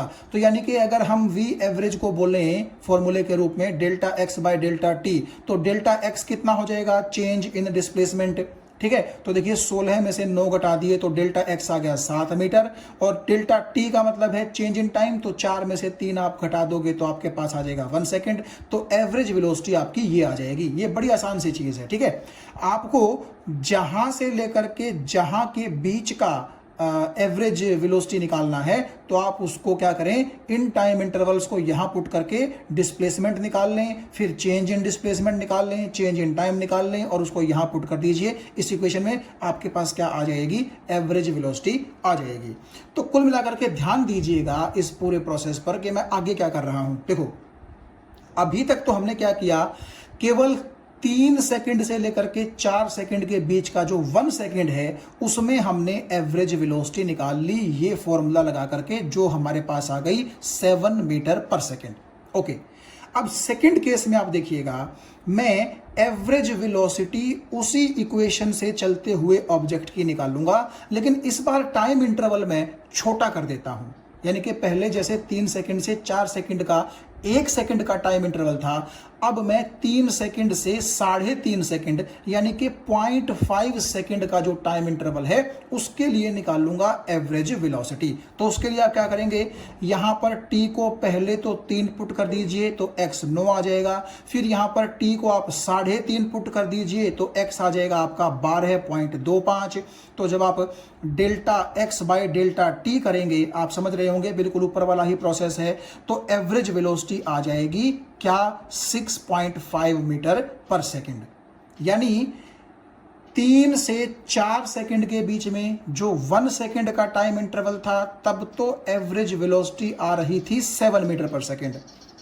जबकि जैसे ही आपने 3 सेकंड से लेकर के 3.5 सेकंड यानी कि आधे सेकंड का टाइम इंटरवल दिया, तब आपकी जो ऑब्जेक्ट की एवरेज वेलोसिटी है वो आ रही है 6.5 मीटर पर सेकंड। यानी कि पिछली बार के मुकाबले अब की बार थोड़ी सी वेलोसिटी कम हो गई है। वो तो होगी भी सही, क्योंकि आप इस इक्वेशन से क्या बोल रहे थे कि जैसे जैसे टाइम बढ़ रहा है, ऑब्जेक्ट ज्यादा डिस्टेंस ट्रेवल कर रहा है, ज्यादा फास्ट होता जा रहा है, ज्यादा उसकी वेलोसिटी इंक्रीज होती जा रही है। जबकि आप यहां देखिए, आपने टाइम इंटरवल यहां से आगे जैसे कि 4 सेकंड से 5 सेकंड बढ़ाया नहीं है, बल्कि आपने तो क्या किया, पहले तो 3 से 4 लिया था, जबकि अब की बार आपने 3 से 3.5 कर दिया, तो आपने टाइम गैप को घटा दिया है। तो टाइम बढ़ने से स्पीड बढ़ती थी, टाइम घटने से स्पीड क्या होगी, घटेगी ही तो सही, बढ़ने से तो वो रही। ठीक है, तो इसीलिए आप देखिए कि जो आपका 1 सेकंड का ये वाला गैप था, उसके मुकाबले आपकी इस टाइम इंटरवल की जो एवरेज वेलोसिटी है वो थोड़ी सी क्या आ गई है, कम आ गई है। तो अब हम एक काम और करते हैं। अब मैं आपको क्या करूंगा, आगे सिर्फ एक टेबल बना करके मैंने दे दी है, इस तरह से ऊपर की तरह मैं आपको सोल्व करके नहीं दिखाऊंगा। आपके पास अगर कैलकुलेटर हो तो आप अपनी तसल्ली के लिए सोल्व कर सकते हैं। तो हम करेंगे क्या, वो ध्यान से सुनिए। जैसे हमने ऊपर के टाइम इंटरवल को कम करके इतना कर दिया था, अब टाइम इंटरवल को और कम कर देंगे। जैसे यहां तो 3 से 3.5 था, लेकिन थर्ड केस में मान लीजिए मैं एवरेज वेलोसिटी निकालना चाहता हूं 3 सेकंड से लेकर के 3.1 सेकंड के बीच में। यानी कि आप देखिए यहां पर टाइम गैप कितना हो जाएगा, आप 3.1 में से जब 3 घटाएंगे तो जस्ट 0.1 सेकंड का हो जाएगा। यानी कि जो ये डेल्टा टी है ये जस्ट आपका कितना हो जाएगा, 0.1 सेकंड हो जाएगा। और t को 3 रखो या t को 3.1 रखो तो वहां से आपके पास 2x आ जाएंगे, तो आप उनको घटा करके चेंज इन डिस्प्लेसमेंट भी निकाल सकते हैं। तो कुल मिलाकर के जब आप ऐसा काम करेंगे कि 3 सेकंड से लेकर के 3.1 सेकंड तक जो 0.1 सेकंड का गैप है, उसमें जब आप ऊपर के प्रोसेस को यूज करके एवरेज वेलोसिटी निकालेंगे तो वो एवरेज वेलोसिटी आपकी देखो पिछली बारी से भी थोड़ी सी कम आ जाएगी, यानी कि 6.1 मीटर पर सेकंड आ जाएगी। और ये तो कम आनी ही थी, क्यों, क्योंकि आपने पिछली बार के मुकाबले टाइम इंटरवल और कम कर दिया है, बल्कि आप 3 के करीब लेके आ रहे हैं टाइम को। क्योंकि अगर टाइम बढ़ता तो वेलोसिटी बढ़ती, टाइम आपका अगर घट रहा है, आप घटा रहे हैं, तो नेचुरली वेलोसिटी तो क्या होगी, कम ही होती चलेगी। सिमिलरली आप देखिए अगला जो चौथा केस है, उसमें मैंने क्या किया, टाइम इंटरवल को और छोटा कर दिया। यानी कि मैंने 3 सेकंड से लेकर के 3.01 सेकंड, यानी कि जो आपका 0.01 सेकंड का टाइम गैप है, उसमें जब आप एवरेज वेलोसिटी निकालेंगे तो आपकी इतनी आ जाएगी। फिर आप देखिएगा 3 सेकंड से लेकर के 3.001 सेकंड, यानी कि आपका जो टाइम इंटरवल है वो अब कितना हो गया है, और कम होकर के 0.001 सेकंड का हो गया है। तो उस केस में आपकी जो एवरेज वेलोसिटी है वो इतनी आ जाएगी। और चलिए ज़्यादा जो है अब मैथमेटिक्स हम नहीं करेंगे, सिर्फ एक और केस कर लेते हैं। तो यहाँ लास्ट केस में आप देखिएगा कि ऊपर वाले केस के मुकाबले थोड़ा सा टाइम इंटरवल और हमने छोटा कर दिया है, यानी कि 3 सेकंड से लेकर के 3.0001 सेकंड का जो टाइम इंटरवल है, इसमें आपकी जो एवरेज वेलोसिटी आई वो आई 6.0001 मीटर पर सेकंड। तो आप एक चीज ध्यान से देखिए, 1 सेकंड का जो टाइम इंटरवल होता है तो वो टाइम इंटरवल ही, ठीक है, टाइम गैप ही है, लेकिन छोटा होता है। और आधे सेकंड का उससे भी छोटा होता है, 0.1 सेकंड का और भी छोटा, 0.01 सेकंड का और भी छोटा। तो कुल मिलाकर के आप टाइम इंटरवल तो क्या करते जा रहे हैं, छोटा छोटा छोटा छोटा, इवन और भी छोटे से छोटा टाइम इंटरवल करते जा रहे हैं। और एक चीज आपने नोट की कि एवरेज वेलोसिटी जो है उसकी वैल्यू पर क्या फर्क पड़ रहा है। देखिए आप ये देख सकते हैं कि जैसे जैसे टाइम इंटरवल बिल्कुल स्मॉल होता जा रहा है, ठीक है, वैसे वैसे एवरेज वैल्यू जो है वेलोसिटी की, यानी कि एवरेज वेलोसिटी की जो वैल्यू है वो 6 के करीब आती जा रही है। आप यहां देख सकते हैं, देखो 6.1, उसके बाद 6.01, फिर 6.001, फिर 6.0001। आप ये देखिए कि जनरली हम मैथ करते वक्त क्या करते हैं, डेसिमल के बाद 2 प्लेसेस तक ही लेते हैं या कई बार 3 प्लेसेस तक हम ले लेते हैं। उससे ज़्यादा तो आपने नॉर्मली कभी नहीं देखा होगा कि डेसिमल के बाद हम कोई बहुत ज़्यादा डिजिट्स यूज़ करते हो। तो आप एक बात देखिएगा, अगर मैं ज़्यादा से ज़्यादा डेसिमल के बाद 2 प्लेसेस तक वैल्यू लूँ तो इसका मतलब है आप इस वैल्यू को भी अप्रोक्सीमेटली 6 बोल सकते हो और इस वैल्यू को भी आप क्या बोल सकते हो, 6 बोल सकते हो। जबकि अगर मैं ये कहूँ आपसे कि आप ऐसी सोचिए, ऐसी कैलकुलेशन सोचिए कि आप जिस तरह से यहाँ टाइम इंटरवल छोटा करते जा रहे हैं तो आगे आपने क्या किया, मान लो कि जैसे यहाँ हमने 6 कैलकुलेशंस की, तो 6 कैलकुलेशंस ना करके मान लीजिए आप 60, 70, 80, 90, 100 कैलकुलेशंस कर देते हैं और हर बार आप टाइम इंटरवल छोटा ही करते जा रहे हैं। तो नेचुरली आप समझ रहे होंगे कि एक टाइम ऐसा आएगा जब आपकी जो एवरेज वेलोसिटी की वैल्यू है वो कितनी आएगी, वो कुछ ऐसी आएगी 6.00000000, पता नहीं कितनी जीरो आ जाएंगी और लास्ट में क्या पता 1 आ जाए। तो क्या उस चीज को हम 6 के बराबर नहीं बोल सकते? आप देखो, इस चीज को भी हम 6 के बराबर बोल सकते हैं, इस चीज को भी हम 6 के बराबर बोल सकते हैं। और जब आप टाइम इंटरवल और कम करते जाएंगे तब तो नेचुरली ऐसा होगा कि जो आपके पास एवरेज वेलोसिटी की वैल्यू आएगी वो तो बिल्कुल एग्जैक्टली आप समझ के चलिए कि किसको अप्रोच करेगी, 6 को ही अप्रोच करेगी। तो यहां से हमने क्या देखा, यहां से हमने केवल एक चीज ऑब्जर्व की इस मैथमेटिक्स से, क्योंकि मैथमेटिक्स हमारे लिए इंपॉर्टेंट नहीं है, उस मैथमेटिक्स से इंफॉर्मेशन हम क्या ड्रॉ कर रहे हैं ये इंपॉर्टेंट है। तो हमने क्या देखा कि जितना हम टाइम गैप को छोटा छोटा छोटा छोटा करते चलेंगे उतना ही जो एवरेज वेलोसिटी की वैल्यू है इस केस में, इस एग्जांपल में, वो किसके नजदीक लगती रहेगी, 6 के नजदीक लगती रहेगी, यानी कि 6 को अप्रोच करती रहेगी। तो आप एक बात देखिएगा, अगर ये जो टाइम गैप है मैं बिल्कुल 0 के बराबर ले आऊं तो आप उसको क्या इंस्टेंटेनियस वेलोसिटी नहीं बोल सकोगे। देखिए, मेरा मतलब कहने का आपसे ये है कि जैसे 3 सेकंड और 3.1 सेकंड, इनके बीच में टाइम गैप कितना है, 0.1 सेकंड का।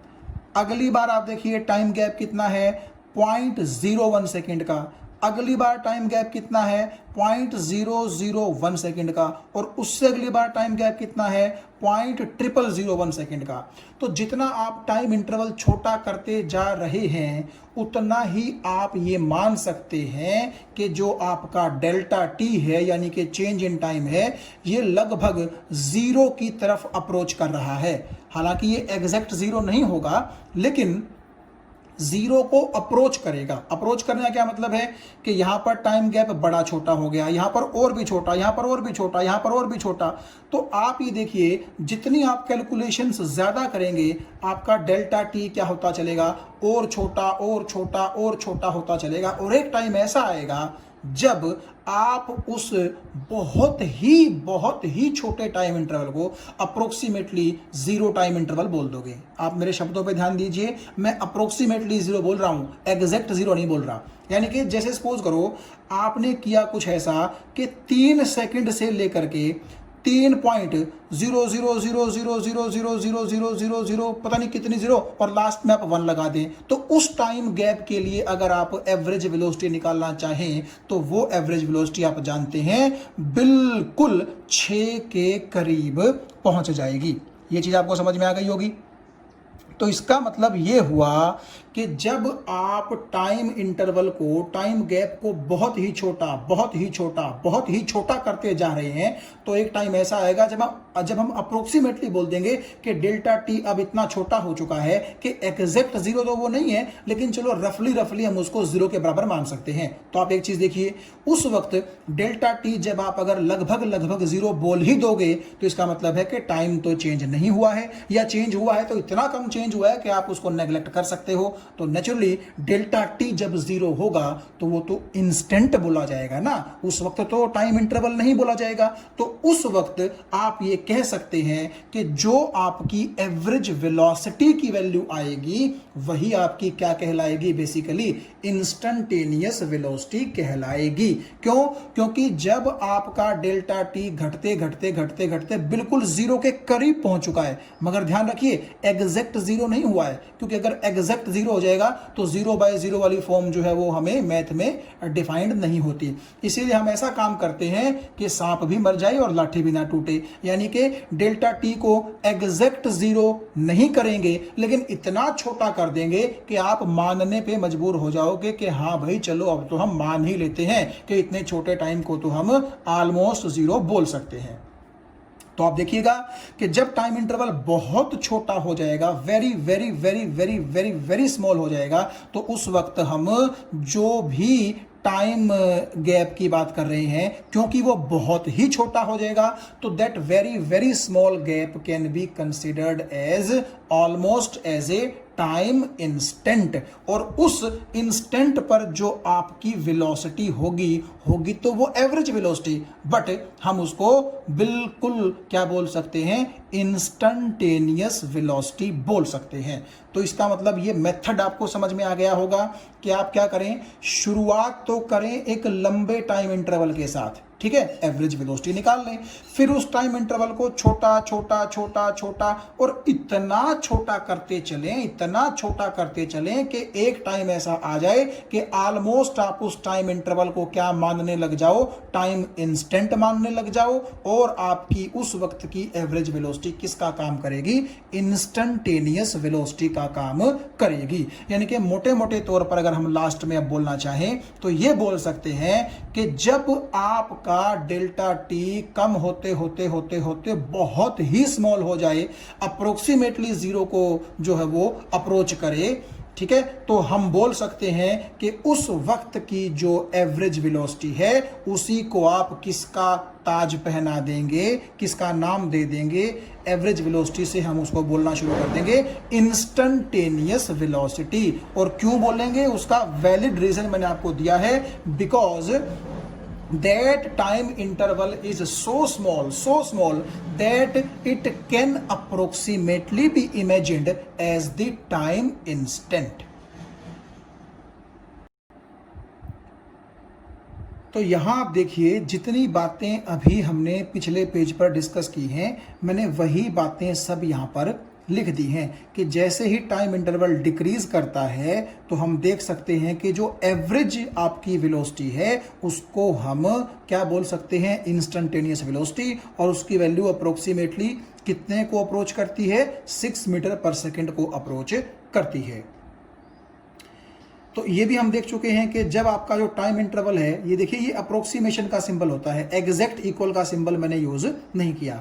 तो जब आपका टाइम गैप बिल्कुल जीरो को अप्रोच करता है, यानी कि बहुत ही स्मॉल हो जाता है, ठीक है, तो हम ये मान सकते हैं कि जो आपकी एवरेज वेलोसिटी है वही आप क्या बोल सकते हैं, इंस्टेंटेनियस वेलोसिटी बोल सकते हैं। और ये जो मैंने लिखा है डेल्टा टी और ये तीर का निशान और जीरो, इसको हम मैथमेटिकल लैंग्वेज में बोलते हैं कि delta t is approaching to zero. Exact zero नहीं होगा, क्योंकि आपको मैंने बताया कि एग्जैक्ट जीरो हम पुट नहीं कर सकते, लेकिन इसको जानबूझ के इतना छोटा कर देंगे कि इसको जीरो मानने में हमें कोई परहेज भी नहीं होगा। तो आप देखिएगा कि जब डेल्टा टी बहुत ही स्मॉल होते हुए जीरो को अप्रोच करता है तो उस वक्त जो आपकी एवरेज वेलोसिटी का फॉर्मूला है delta x by delta T, वही किसका फॉर्मूला बन जाता है, इंस्टेंटेनियस वेलोसिटी का फॉर्मूला बन जाता है। लेकिन हम यहां करेंगे क्या, थोड़ा सा चेंज आपको नजर आ रहा होगा। Delta x by delta T तो होता है देखिए एवरेज वेलोसिटी का फॉर्मूला, लेकिन जब आप यहां लिख देंगे delta x by delta t के साथ कि limit is that delta t tends to zero, इसका मतलब क्या है, इसका मतलब यह है कि हमने टाइम के ऊपर लिमिट लगा दी है। लिमिट का मतलब कि एक कंडीशन लगा दी है कि डेल्टा टी को इतना कम चेंज होना पड़ेगा कि ऑलमोस्ट हम ये बोल देंगे कि डेल्टा टी में जीरो चेंज हुआ है। ठीक है। तो इस लिमिट के साथ यदि हम इस फॉर्मूले को यूज कर सकें तो जाकर के हम कह देंगे कि यही एवरेज वेलोसिटी का फॉर्मूला किसका फॉर्मूला बन चुका है, अब इंस्टेंटेनियस वेलोसिटी का फॉर्मूला बन चुका है। तो इसीलिए आप यहां देखिएगा, जब भी आप delta x by delta t के साथ ये लिमिट लगा देंगे, LIM का मतलब है लिमिट, ठीक है। और लिमिट क्या रहेगी कि आपका जो डेल्टा टी है यानी कि चेंज इन टाइम है, इतना कम चेंज हुआ है कि ऑलमोस्ट हम उसको जीरो चेंज मान सकते हैं, क्योंकि तभी तो हम इसको टाइम इंस्टेंट का नाम देंगे। तो ये जो पूरा फॉर्मूला है इसी को हम बोलते हैं इंस्टेंटेनियस वेलोसिटी का फॉर्मूला। और अगर आप इसको यूज नहीं करना चाहते तो इसी फॉर्मूले को आप dx बाय dt भी लिख सकते हैं। क्यों, देखो ध्यान से, मैंने आपको पहले ही कहा था कि डेल्टा भी और डी भी दोनों किसके लिए यूज होते हैं, चेंज के लिए यूज होते हैं। लेकिन अगर आपका चेंज इन टाइम बहुत ही स्मॉल यानी कि अप्रोक्सीमेटली जीरो के बराबर है, तो इतने छोटे चेंज इन टाइम के लिए क्या आप डेल्टा टी यूज करेंगे? नहीं, वहां हम डेल्टा को हटा करके क्या लिख देंगे, डी लिख देंगे। तो डेल्टा टी की जगह आ गया डी टी, और नेचुरली उतने स्मॉल टाइम के अंदर आपका जो डिस्प्लेसमेंट है वो भी नेग्लिजिबली ही चेंज हुआ होगा बॉडी का। तो इसलिए हम डेल्टा एक्स की जगह क्या लिख देंगे, डी एक्स। तो अगर आप delta x by delta T लिखना चाहें तो आपको ये लिमिट साथ में मेंशन करनी पड़ेगी। लेकिन अगर इतना बड़ा फॉर्मूला आप ना लिखना चाहें तो सिंपली जब आप यहां डेल्टा की बजाय डी सिंबल यूज कर देंगे तो देखने वाला अपने आप ही समझ जाएगा कि डी एक्स का मतलब है कि बेहद कम चेंज डिस्प्लेसमेंट में हुआ है, यानी कि ऑलमोस्ट जीरो चेंज हुआ है। और यहां पर भी टाइम में ऑलमोस्ट जीरो चेंज हुआ है। तो ये dx बाय dt आपका किसका फॉर्मूला बन गया, इंस्टेंटेनियस वेलोसिटी का फॉर्मूला बन गया। यानी कि आप ऐसा बोल सकते हैं कि मान लीजिए अगर पहला टाइम जैसे कि हम पीछे से डिस्कस करते आ रहे हैं 3 सेकंड है, तो अगला टाइम आपके पास 3 के अंदर dt जुड़ा हुआ होना चाहिए। यानी कि 3 के अंदर सपोज कीजिए आपने जोड़ दिया 0.00000000001 सेकेंड, ठीक है। तो नेचुरली ये हो जाएगा 3 सेकेंड और ये हो जाएगा 3 प्लस उतना ही टाइम जितना मैंने बोला है। तो नेचुरली जब आप इसमें से ये घटाएंगे तो dt बचेगा। dt का मतलब बहुत ही स्मॉल टाइम होगा, और वो इतना स्मॉल टाइम होगा कि वो किसको अप्रोच करेगा, जीरो को अप्रोच करेगा, यानी कि very very small interval of time होगा।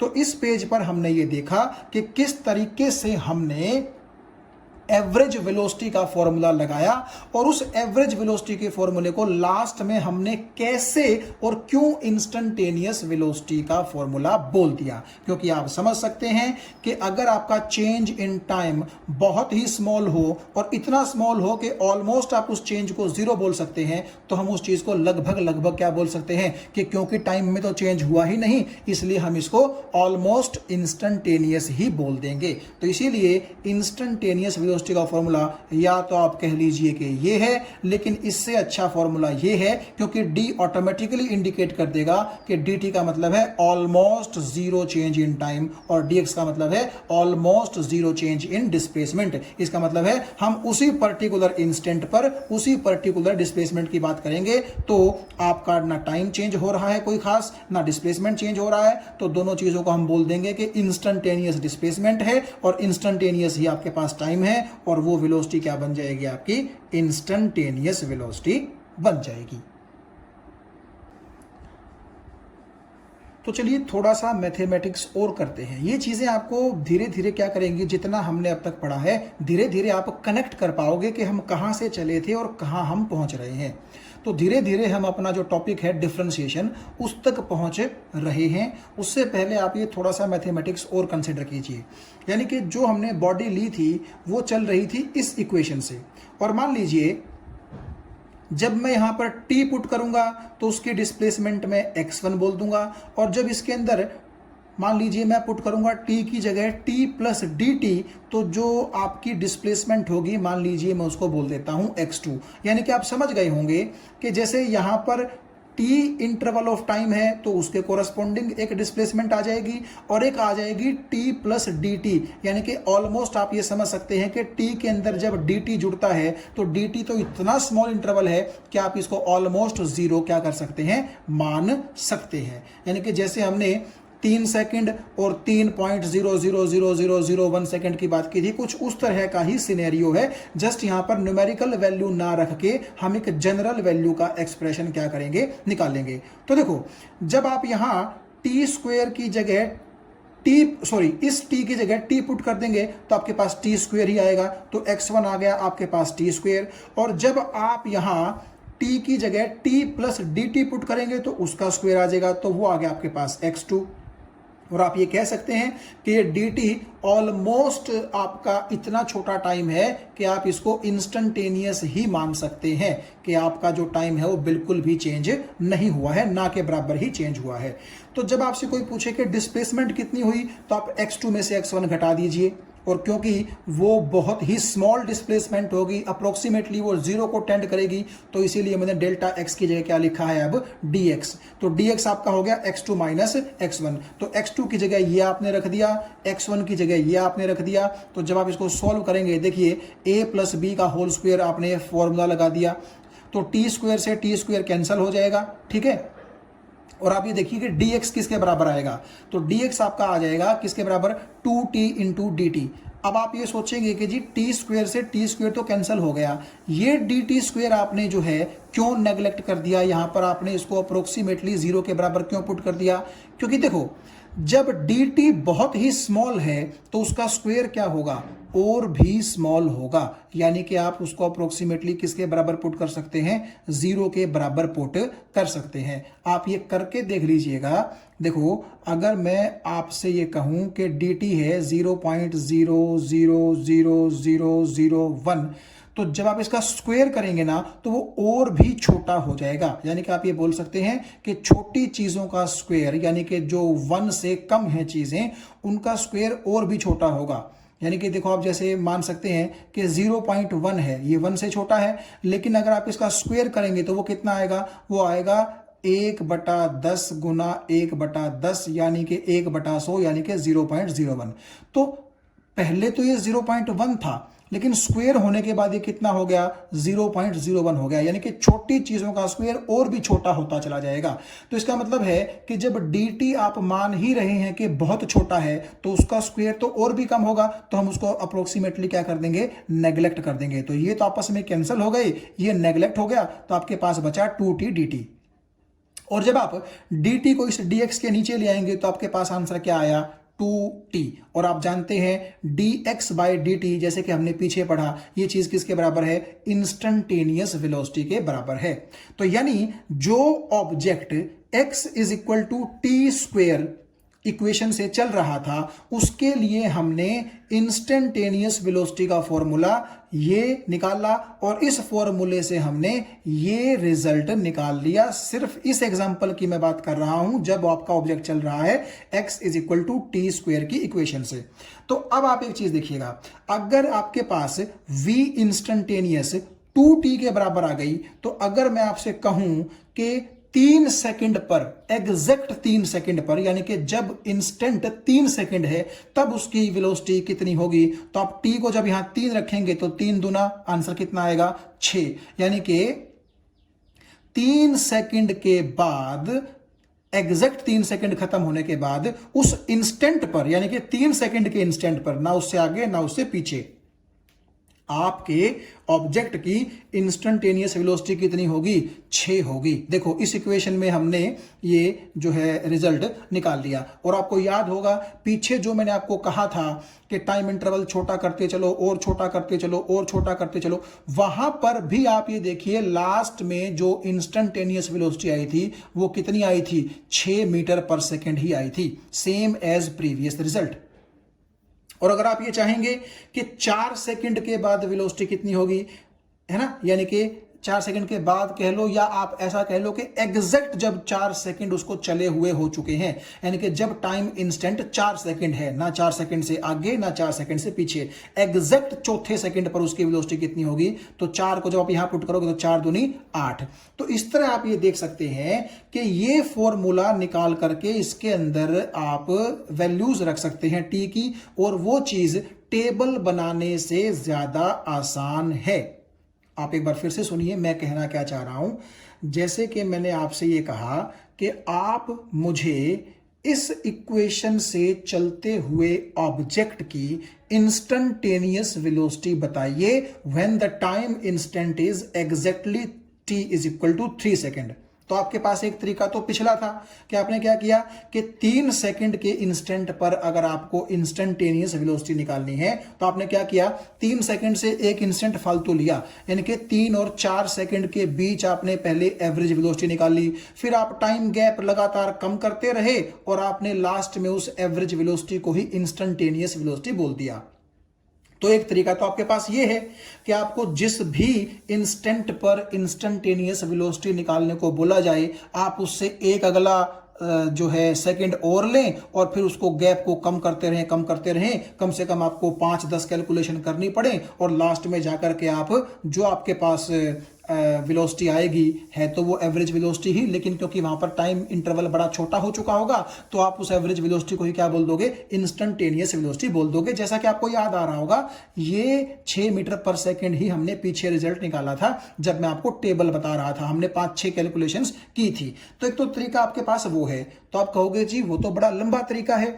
अब आपके पास मान लो एक ऑब्जेक्ट है जो इस इक्वेशन से चल रहा है और मैं आपसे कह दूं कि आप मुझे इंस्टेंटेनियस वेलोसिटी बताइए exact t is equal to 50 second की, तो आप क्या करेंगे, 50 से लेकर के 51 सेकंड का जो टाइम गैप है उसको छोटा छोटा करते चलेंगे, वो टेबल सी बनाएंगे, तब कहीं जाकर के आप जो है इंस्टेंटेनियस वेलोसिटी उस तरीके से निकाल पाएंगे। तो वो तरीका समझने के लिए ठीक था लेकिन प्रैक्टिकल नहीं है क्योंकि वो काफी लेंथी मेथड है। तो उससे तो ये अच्छा मेथड है क्योंकि आप देखो हमने क्या किया, हमने इंस्टेंटेनियस वेलोसिटी का जो फॉर्मूला था इस मैथ से आप देखिएगा वो कितना निकाल लिया, 2t निकाल लिया, और इसमें तो जस्ट आपको टाइम इंस्टेंट की वैल्यू पुट करनी है। जैसे कि अगर मैं बोल रहा हूं कि 50 सेकंड पर उसकी जो इंस्टेंटेनियस वेलोसिटी है वो कितनी होगी, तो यहां जब आप 50 पुट कर देंगे तो 50 इंटू 2 आंसर कितना आ जाएगा, 100 मीटर पर सेकंड आ जाएगा। यानी कि यहां पर तो जस्ट आपको टाइम इंस्टेंट की वैल्यू पुट करनी है, वहां पर तो आपको टेबल बना करके कैलकुलेशंस करनी पड़ती। तो आप खुद बताइए मुझे कि ये ज्यादा आसान मेथड है कि वो टेबल वाला ज्यादा आसान मेथड था। डेफिनेटली ये वाला मेथड ज्यादा आसान है, लेकिन इसमें भी एक दिक्कत है। क्या दिक्कत है भाई, क्या हर ऑब्जेक्ट इसी इक्वेशन से चलेगा? नहीं ना, कोई ऑब्जेक्ट ऐसा भी हो सकता है जो x is equal to t cube equation से चलता हो। तब क्या करेंगे, तब क्या आपके इस इक्वेशन से चलते हुए ऑब्जेक्ट की भी जो इंस्टेंटेनियस स्पीड है क्या वो 2t आएगी? हम पहले तो यही देखते हैं कि क्या वो 2t आएगी। यानी कि अब मैं क्या करूंगा, इसी मेथड का यूज करूंगा क्या निकालने के लिए, इंस्टेंटेनियस वेलोसिटी निकालने के लिए जो object x is equal to t cube equation से चल रहा है। तो यहां आप देखिएगा ये जो मैथमेटिक्स मैंने किया है बिल्कुल पिछली पेज की तरह ही किया है, लेकिन यहां पर मैथमेटिक्स मैंने किस इक्वेशन के लिए किया है, x is equal to t cube के लिए किया है। तो देखो जब आप टी क्यूब पुट करेंगे तो x1 तो टी क्यूब के बराबर आ जाएगा, लेकिन आपको पता है जब आप टाइम को t plus D T put करेंगे तो x2 आएगा t प्लस डी टी का क्यूब। तो आप चेंज इन डिस्प्लेसमेंट जो कि dx होता है वो कैसे निकालेंगे, x2 में से x1 सब्ट्रैक्ट कर देंगे, यानी कि इस तरीके से। तो ये आप क्या करेंगे, a प्लस बी के क्यूब का फॉर्मूला लगा करके ये सोल्व कर लेंगे और आप ये देखेंगे कि जैसे हम dt को बहुत छोटा मान रहे थे तो dt स्क्वायर तो बहुत ही छोटा होगा, तो इसको भी आप नेग्लेक्ट कर दोगे, यानी कि अगर आप इसको 0 मानोगे तो इसके साथ मल्टीप्लाई होकर के ये सारी चीज नेग्लेक्ट हो जाएगी। तो जब dt का स्क्वायर ही नेग्लेक्ट हो रहा है तो dt का क्यूब तो नेग्लेक्ट होगा। तो कुल मिलाकर के आप इसको सोल्व कर लेना, बड़े आराम से आप कर लेंगे इसको। तो dx आपका इसके बराबर आ जाएगा 3t square into D T. तो जब dt को आप dx के नीचे ले आएंगे तो ये आपकी dx बाई डी टी किसका एक्सप्रेशन आ गया, इंस्टेंटेनियस वेलोसिटी का एक्सप्रेशन आ गया। और वो एक्सप्रेशन कितना आया, 3t स्क्वायर आया। यानी जो object x is equal to t cube equation से चलता है उसकी इंस्टेंटेनियस वेलोसिटी का फॉर्मूला हमारे पास dx बाई डी टी का यूज करके क्या आया, 3t स्क्वायर आया। जबकि जो object x is equal to t square velocity से चलता था उसकी इंस्टेंटेनियस वेलोसिटी का फॉर्मूला 3t स्क्वायर नहीं था बल्कि 2t था।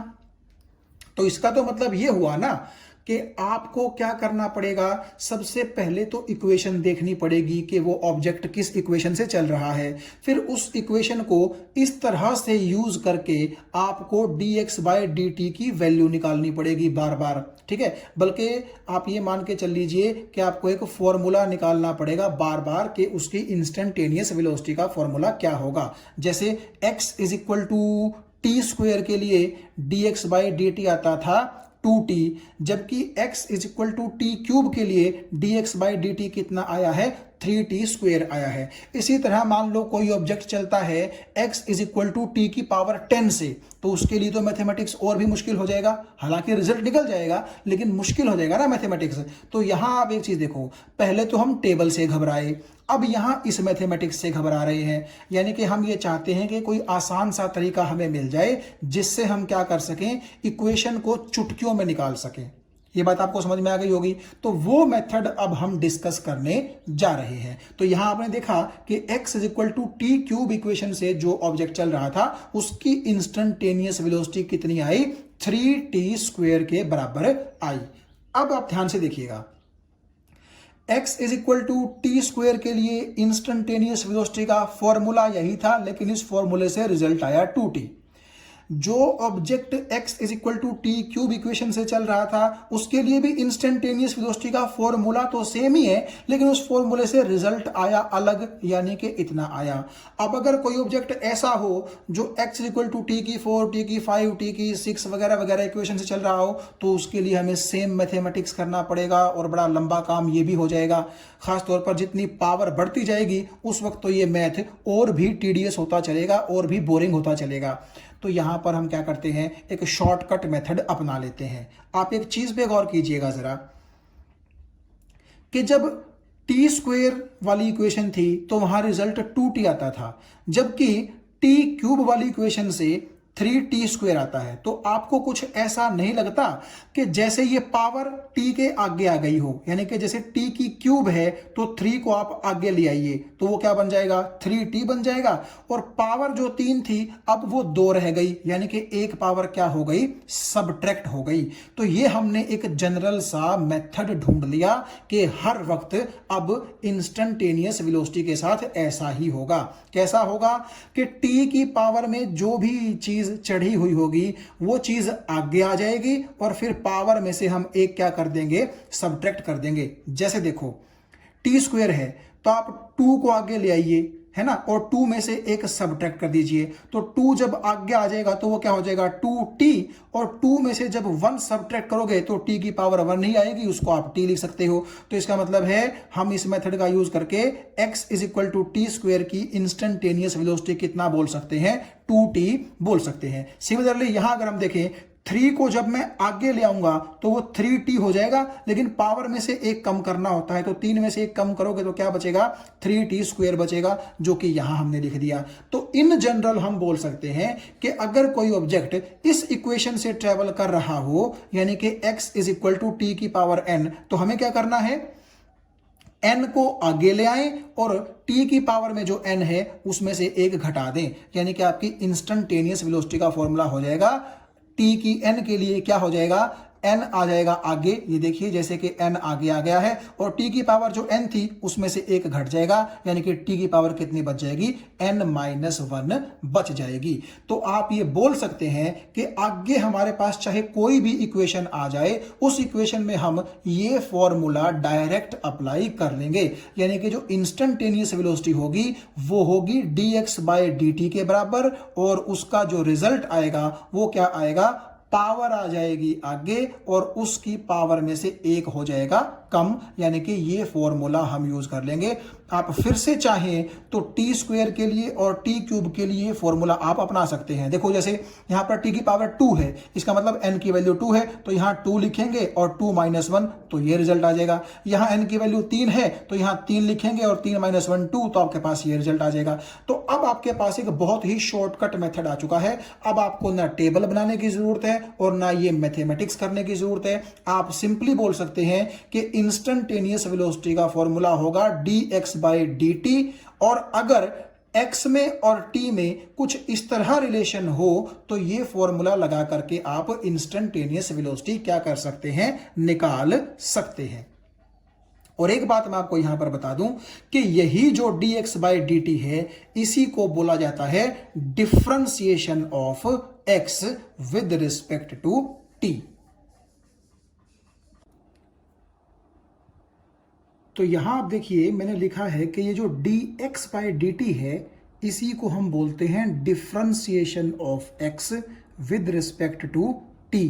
और इसका मतलब क्या होता है, देखो जैसे dt का मतलब होता है very small change in time, इसी तरह dx का मतलब क्या होगा, उतने ही very small interval of time में कितना डिस्प्लेसमेंट में चेंज हुआ है। यानी कि अगर आपका टाइम इंटरवल बहुत ही स्मॉल है तो नेचुरली डिस्प्लेसमेंट में भी चेंज क्या हुआ होगा, बिल्कुल नेग्लिजिबल ही हुआ होगा। सो dx का मतलब वेरी स्मॉल चेंज इन x, और x का मतलब है डिस्टेंस या डिस्प्लेसमेंट, और dt का मतलब है very small change in time.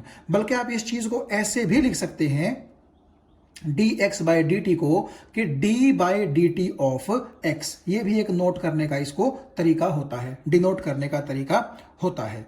तो आप बेसिकली ये बोल सकते हैं कि जब भी कोई चीज बहुत ही स्मॉल चेंज होती है तो उस चेंज को हम डिफरेंशिएशन भी बोल सकते हैं। जैसे एग्जांपल के तौर पर आप देखिए, जब मैं बोल रहा था कि x t स्क्वायर के बराबर है या x t क्यूब के बराबर है, पीछे हमने अभी बात की, तो आप अगर d by d T of x निकालना चाहते हैं तो क्योंकि x आपका t स्क्वायर के बराबर है तो यहां t स्क्वायर पुट कर दीजिए, यानी कि d by d T of t square किसके बराबर हो जाएगा, फॉर्मूला लगा करके आप इसके बराबर निकाल सकते हैं। सिमिलरली अगर x t क्यूब के बराबर है तो ये रहा आपके पास मैथमेटिकल इक्वेशन।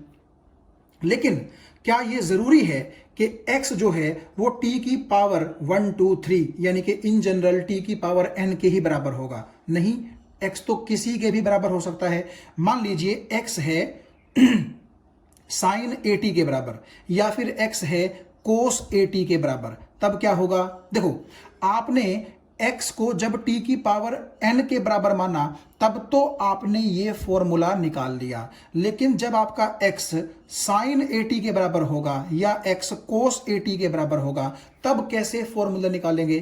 तब भी हम पिछले मैथमेटिक्स की तरह ही अप्रोच कर सकते हैं। जैसे हमने t की n के लिए फॉर्मूला निकालना है, ऐसे ही हम इनके लिए भी फॉर्मूला निकाल सकते हैं। लेकिन हम उतने डीप में नहीं जाएंगे क्योंकि वो मैथमेटिक्स काफी डीप हो जाएगा। हम जस्ट इनके क्या करेंगे, फॉर्मूले याद रख लेंगे और हमें वो आगे काम आएंगे।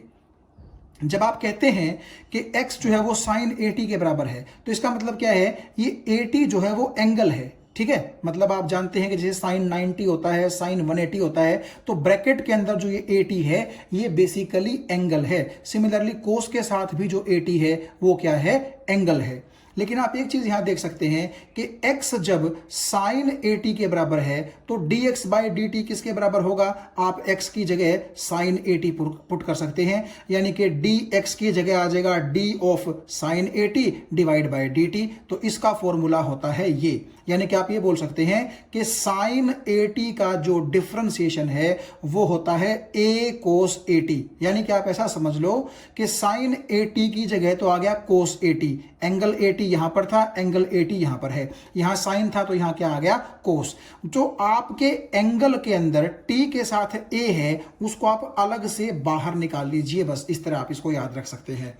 तो साइन 80 का differentiation with respect to time कितना होगा, a टाइम्स कोस 80 होगा। सिमिलरली अगर आप x को कोस 80 पुट करते हैं कुछ इस तरीके से, तो जो dx बाई dt है वो आपका d of cos 80 by dt हो जाएगा और उसकी वैल्यू आएगी ये।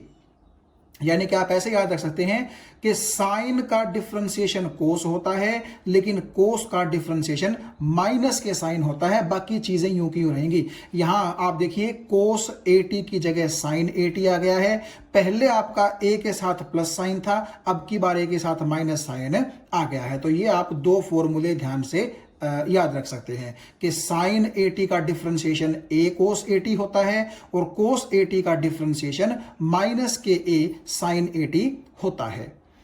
अब यह है कि अगर k कोई कांस्टेंट हो तो डिफरेंशिएशन ऑफ एनी कांस्टेंट 0 होता है। इसका क्या मतलब है? देखो, मान लीजिए मैं आपको एक कांस्टेंट देता हूं 6 का मतलब है मैथमेटिकल जो हमारी डिजिट होती है 6 वो। तो आप एक चीज देखो, dt का मतलब है चेंज इन टाइम।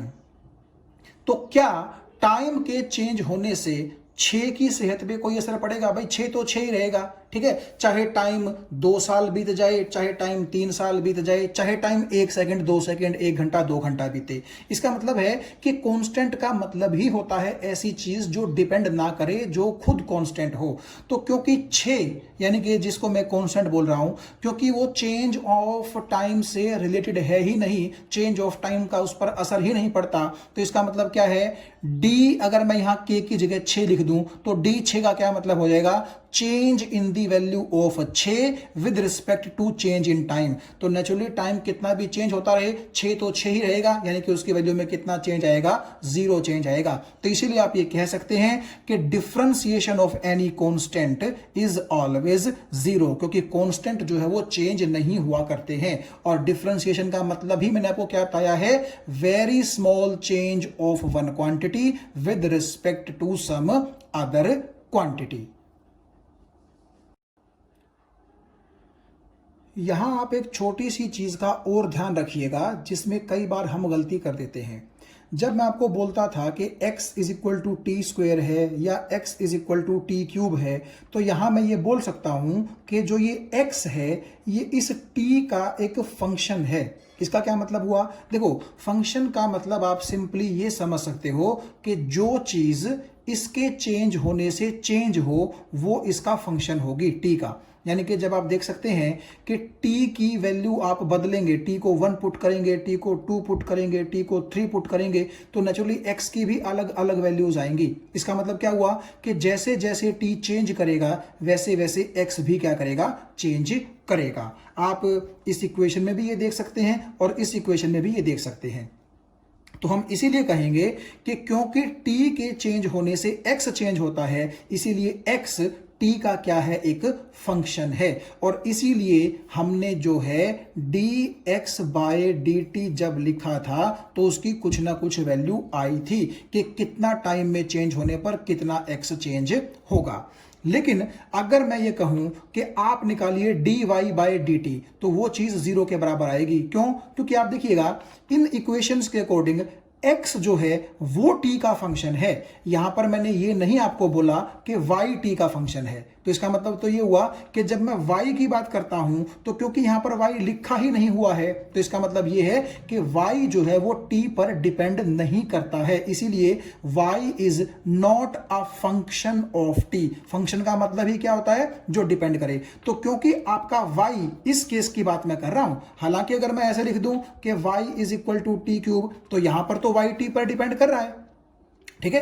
तो मैं कोई इक्वेशन नहीं दे रहा आपको y और t में, मैं सिंपली बात कर रहा हूं कि अगर आपका y में और t में कोई रिलेशन ना हो तब dy बाय dt की वैल्यू कितनी आएगी? 0। क्यों? क्योंकि अगर y t पर डिपेंड ही नहीं करता तो भले ही कितना ही टाइम चेंज होता रहे, y तो उसके हिसाब से कांस्टेंट है, क्योंकि जब वो डिपेंड ही नहीं कर रहा y t पर, तो इसका मतलब t कितना भी चेंज होता रहे y में कम से कम t के चेंज होने से तो कोई चेंज नहीं आएगा। इसीलिए हम लिखेंगे कि differentiation of y with respect to time is 0, यानी कि small change in y with respect to small change in time is 0। तो आप ये ध्यान से देख सकते हैं कि जो चीज जिस चीज का फंक्शन होगा उसी के अकॉर्डिंग हम डिफरेंशिएशन को डिफाइन कर सकते हैं या उसकी वैल्यू निकाल सकते हैं। अगर कोई चीज किसी चीज पर डिपेंड नहीं करती तो हम ये मान सकते हैं कि वो एक कांस्टेंट है और इसीलिए उसका डिफरेंशिएशन भी कितना आएगा? 0 आएगा। तो यहाँ आप देखिए मैंने आपके आगे एक बुक का पेज रखा है जो उन्होंने डिफरेंशियल कोफिशिएंट के बारे में लिखा है, यानी कि डिफरेंशिएशन के बारे में लिखा है। अभी तक आपने देखा कि मैं आपको इक्वेशन दे रहा था x में और t में, यानी कि दोनों आपस में रिलेटेड थे। लेकिन आप यहाँ देख सकते हैं, यहाँ ये क्या बोल रहा है, let y is a function of x, यानी कि y किस पर डिपेंड करता है, x पर डिपेंड करता है। जैसे कि पीछे मैंने आपसे कहा था कि x is a function of time, ठीक है। तो यहां पर हम बिल्कुल इस बुक के हिसाब से बात करेंगे। तो जब हम बोलते हैं कि y is a function of x, तो इसका मतलब है कि y जो है वो x पर किसी न किसी इक्वेशन से रिलेटेड है, डिपेंडेंट है। तो इसको हम ऐसे लिख देते हैं y इज fx, यानी कि y is a function of x। तो इसका मतलब है कि अगर x में चेंज होगा तो y में भी तो चेंज होगा। तो आप ये मानिए कि अगर x की वैल्यू चेंज होती है डेल्टा x, तो नेचुरली y की भी वैल्यू चेंज होगी, और मान लीजिए y में चेंज जो हुआ उसको हम बोल देते हैं डेल्टा y। तो कितना x चेंज होने से कितना y चेंज हुआ, delta y by delta x, इसको हम बोलते हैं average rate of change of y with respect to x, यानी कि कितना x में चेंज होने से कितना y चेंज हुआ है। तो आप ये देखिएगा, ये आपको वही फॉर्मूला लग रहा होगा जैसे मैंने आपको एवरेज वेलोसिटी का फॉर्मूला बताया था, ठीक है। आपको याद होगा एवरेज वेलोसिटी का फॉर्मूला हमने delta x by delta t किया था, यानी कि change in displacement by change in time. तो यहां पर भी एवरेज शब्द आ रहा है क्योंकि यहां पर डेल्टा आया हुआ है, देखो, ठीक है। डेल्टा y का मतलब कि कितना y में चेंज हुआ, डेल्टा x का मतलब कितना x में चेंज होने की वजह से y में चेंज हुआ। अब देखो, जैसे मैंने आपसे कहा था कि delta x by delta T को हम dx बाय dt लिख सकते हैं, कब, जब delta t approaches to zero. वो बात मैंने आपसे कही थी, तो यहां पर भी यही लिखा गया है कि when delta x approaches to zero, यानी कि ये जो नीचे वाली चीज है, पहले नीचे डेल्टा t था, अब नीचे कौन है, डेल्टा x है। So when delta x approaches to zero, then the limiting value of delta y by delta x is called differential coefficient, यानी कि ये डिफरेंशिएशन की डेफिनेशन है। तो आप ये देखिए इन्होंने क्या लिखा है आगे, तो आप यहां देख सकते हैं कि delta y by delta x, और यहां पर ये वही लिमिट रख दी है कि डेल्टा x जो वो जीरो को टेंड करे, यानी कि इतना स्मॉल चेंज हो कि वो आपको अप्रोक्सीमेटली जीरो की सेंस दिलवाए। तो आपका delta y by delta x किस में कन्वर्ट हो जाता है, dy बाय dx में कन्वर्ट हो जाता है। जैसे पहले delta x by delta t dx by dt के अंदर कन्वर्ट हुआ था। तो ये जो आपका dy बाय dx है, इसी को हम बोलते हैं डेरिवेटिव, यानी कि डिफरेंशिएशन। तो इसको पढ़ेंगे कैसे, और आप यहां देखिए लिखा क्या हुआ है, इंस्टेंटेनियस रेट ऑफ चेंज, क्योंकि मैंने आपको बताया था कि जब आपका नीचे वाला जो ऑब्जेक्ट है वो बिल्कुल जो है जीरो की तरफ अप्रोच करता है उसका चेंज, तो हम ये बोल सकते हैं कि वो इंस्टेंटेनियस वैल्यू है। जैसे पहले delta x by delta t को आपने dx बाय dt कहा था और आपने उसको इंस्टेंटेनियस वेलोसिटी का नाम दिया था।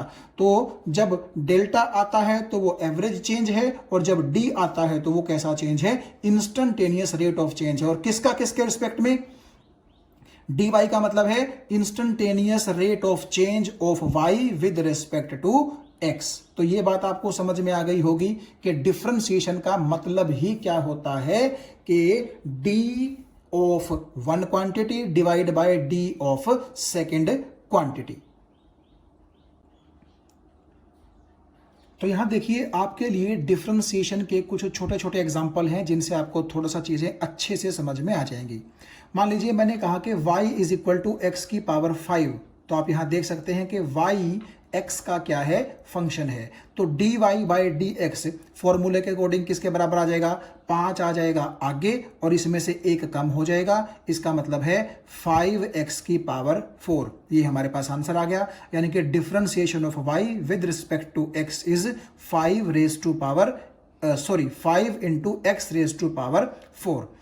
अगर आप लिखेंगे y is equal to 6x square, तो यहां पर क्या होगा, देखो 6 एक कांस्टेंट है, तो कांस्टेंट को आप क्या कर सकते हैं, एक तरह से ये मान के चल लीजिए कि हम बाहर ही रख लेंगे। ये सबसे आसान तरीका होता है, क्योंकि आप जानते हैं कि डिफरेंशिएशन जो होता है कांस्टेंट का वो जीरो होता है। ठीक है, तो आप इसको ऐसा कीजिए कि बाहर ही रख करके चल लीजिए।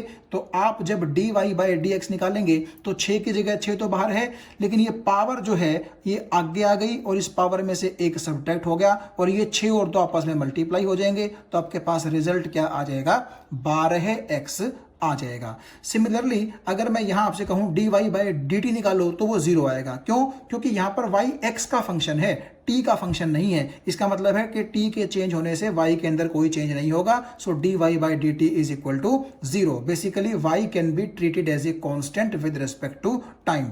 और अगर आप ये कहें y is equal to sine x होता है, तो आप ये देखिए dy बाई डी एक्स किसके बराबर होगा, कोस x के बराबर होगा, क्योंकि साइन x का जो डिफरेंशिएशन है वो क्या होता है, कोस x होता है। और आप ऐसा मान के चलीजिए कि यहाँ x के साथ बेसिकली यहाँ पर ये 1 है, तो नेचुरली जो आपका ये फॉर्मूला होता था कि साइन ए एक्स का डिफरेंशिएशन होता है a कोस ए एक्स, तो यहाँ पर भी a 1 है और यहाँ पर भी a क्या है, 1 है। तो यहां आप देखिए कुछ हमारे पास और फॉर्मूले हैं कि अगर दो चीजों के समेशन का आपको डिफरेंशिएशन करना है तो वो कैसे करेंगे। यानी कि मान लो x t का फंक्शन है और y भी t का फंक्शन है, यानी कि दोनों ही टाइम पर डिपेंड करते हैं। तो अगर आप x प्लस y का डिफरेंशिएशन करना चाहते हैं t के रिस्पेक्ट में, तो आप क्या करें, पहले x का डिफरेंशिएशन कर दें और उसके अंदर फिर y का डिफरेंशिएशन करके जोड़ दें। यानी कि आप इसको ऐसे लिख सकते हैं कि d by d T of x और प्लस की जगह प्लस और फिर d by d T of y।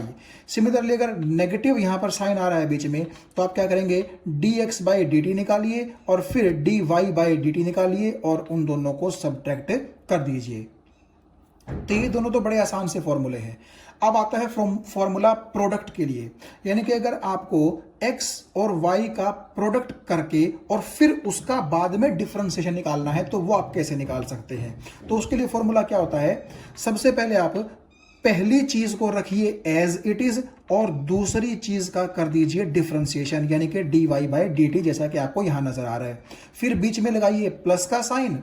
ठीक है, तो फिर आप क्या करेंगे, पहली चीज का कर दीजिए डिफरेंशिएशन और दूसरी चीज को छोड़ दीजिए एज इट इज। यानी कि आपको क्या करना है, एक टाइम में एक चीज को तो छोड़ना है, दूसरे का डिफरेंशिएशन करना है और फिर दूसरे को छोड़ना है और पहले का डिफरेंशिएशन करना है। जैसे आप देखिए, पहले हमने क्या किया, x को बख्श दिया और dy बाई डी टी कर दिया, फिर हमने y को बख्श दिया और dx बाई डी टी कर दिया। ठीक है, जैसे आप ये देखो, ये हमने अभी पीछे जो था अभी सॉल्व किया था, इस तरीके को आप यहाँ इस सम को आप इस तरीके से भी सॉल्व कर सकते हैं। आप इसको ऐसे मान लो कि y is equal to 6 into x square है, तो बीच में मल्टीप्लीकेशन का निशान है, तो आप 6 को मान लीजिए पहली चीज और एक्स स्क्वेयर को आप मान लीजिए दूसरी चीज। तो ऊपर वाले फॉर्मूले के अकॉर्डिंग हम क्या करते हैं, पहले तो चीज को बख्श देते हैं, तो हमने 6 को बख्श दिया और एक्स स्क्वेयर का हमने क्या कर दिया, डिफरेंशिएशन कर दिया। ये बात आपको समझ में आ गई होगी। ठीक है, फिर हमने क्या किया, एक्स स्क्वेयर को बख्श दिया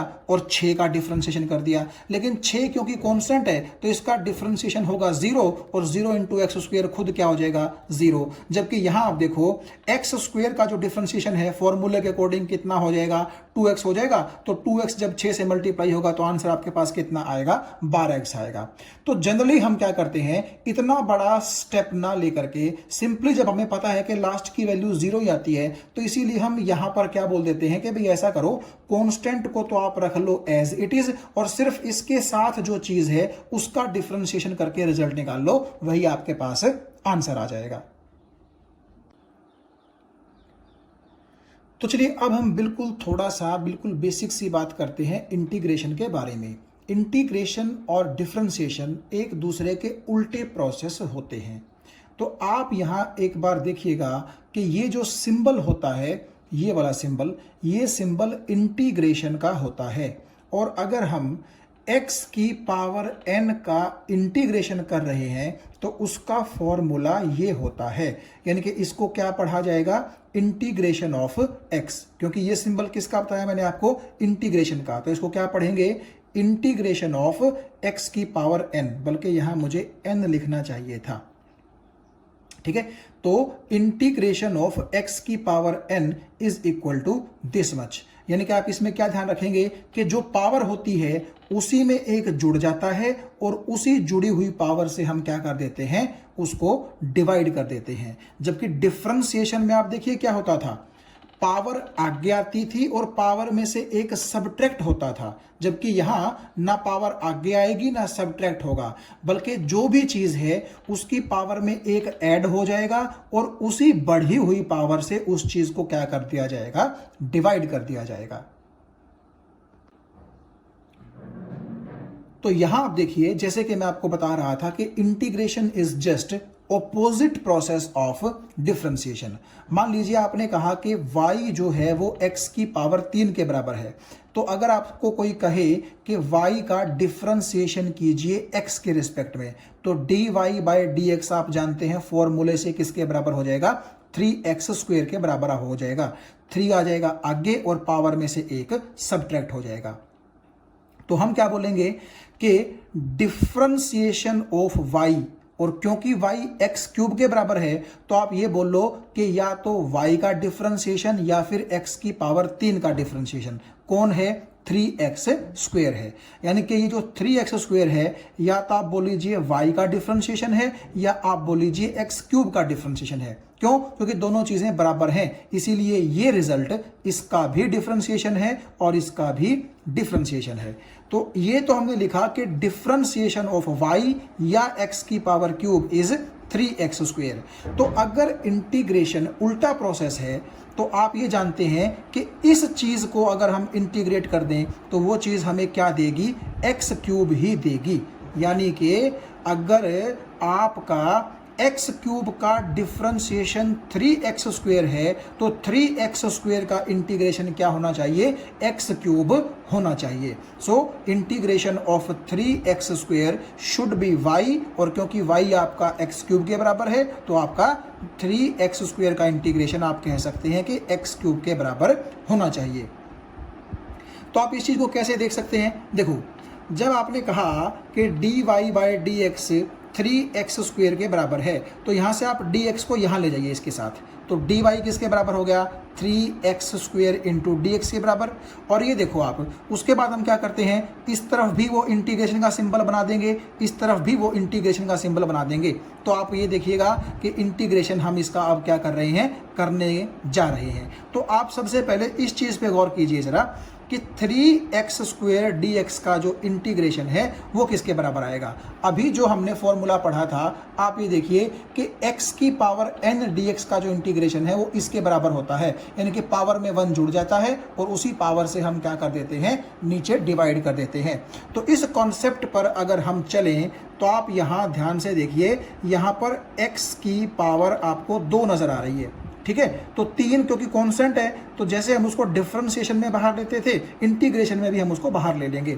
तो आप ऐसा करिए कि x² के ऊपर ध्यान दीजिए। तो क्योंकि पावर एक बढ़ानी है तो 2 में जब आप एक जोड़ेंगे तो आप ये देखिएगा, और उसी बढ़ी हुई पावर से आपको क्या करना है, डिवाइड करना है। तो जो इंटीग्रेशन से आपने 3 को बाहर ले लिया था ये वही 3 है जो आपने यहाँ बाहर लिया था। तो x² की जगह यहाँ पर क्या आ जाएगा, x³ आ जाएगा, और नीचे आप देखिए उसी पावर 3 से आप डिवाइड कर देंगे। तो इस 3 से ये 3 तो कट जाएगा, आप जानते हैं। तो x की पावर 2 + 1 है तो इसका मतलब आपके पास क्या आ गई, x की पावर 3 आ गई। और इंटीग्रेशन ऑफ dy किसके बराबर हो जाएगा, y के बराबर। जिसका मतलब ये है कि आपका बेसिकली आप ऐसा सोचिए कि dy का मतलब होता है वेरी स्मॉल y, और इंटीग्रेशन का मतलब है कि आपने वो स्मॉल y जोड़ने हैं।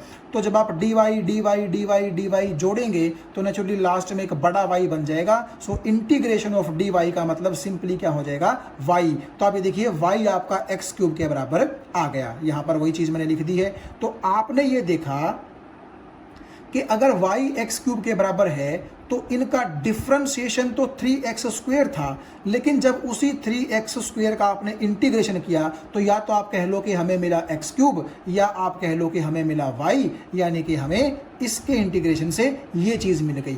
तो इनके डिफरेंशिएशन से हमें ये मिला था और इसके इंटीग्रेशन से हमें ये चीज मिल गई। इसका मतलब सच में इंटीग्रेशन और डिफरेंशिएशन क्या है, एक दूसरे के रिवर्स हैं। और आप बेसिकली ऐसा भी बोल सकते हैं कि डिफरेंशिएशन का मतलब होता है छोटे छोटे टुकड़ों में तोड़ना, और इंटीग्रेशन का मतलब होता है उन्हीं छोटे छोटे टुकड़ों को जोड़ करके एक बड़ी चीज़ तैयार करना।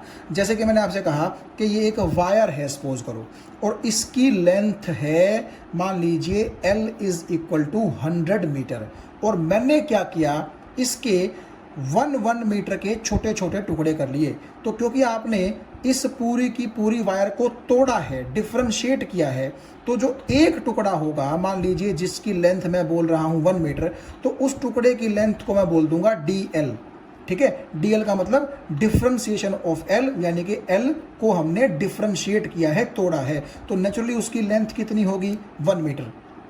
तो आपको समझ में आ गया होगा कि हम छोटी चीज के साथ क्या लगा देते हैं, D लगा देते हैं। ठीक है, तो इसीलिए ये जो छोटी लेंथ है इसको मैंने लिख दिया DL, जो कि 1 मीटर है।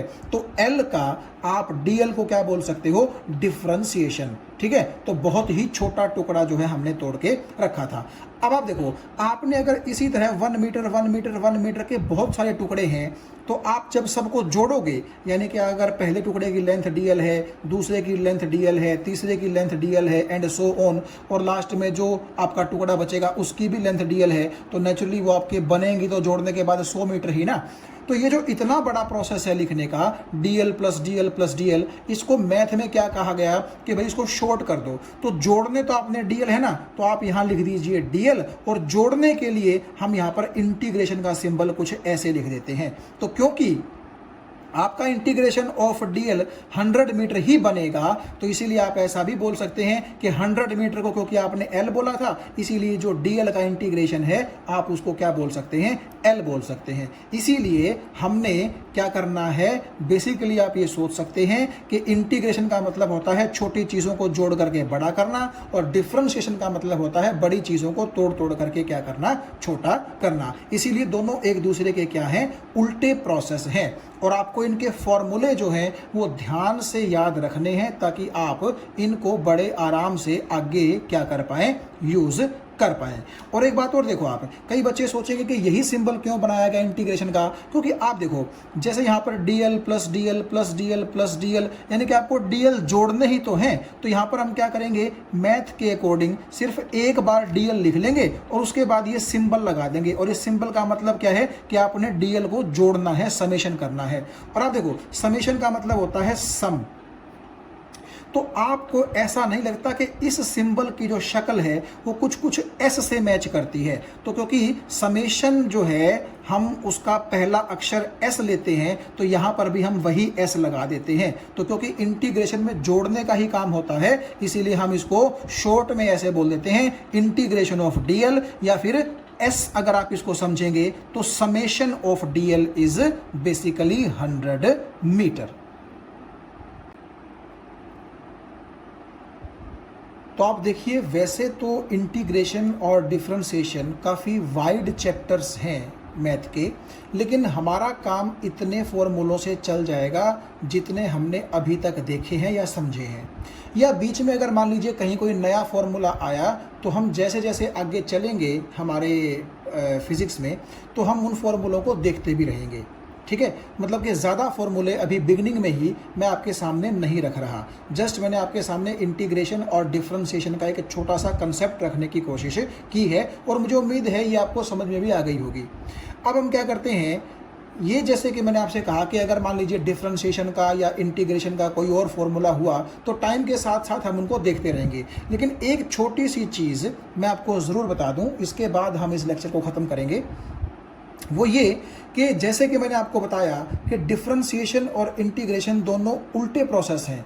ठीक है, तो आप यहाँ पर ध्यान दीजिएगा, अगर मैं कहता हूं कि आप डिफरेंशिएशन करिए x की पावर 4 प्लस 6 का x के रिस्पेक्ट में, तो यानी कि हमें क्या करना है, x की पावर 4 प्लस 6 का d/dx निकालना है। तो मैंने आपको बताया था कि समेशन में क्या तरीका होता है, पहले एक का डिफरेंशिएशन कर लो, फिर दूसरे का कर लो और जोड़ दो।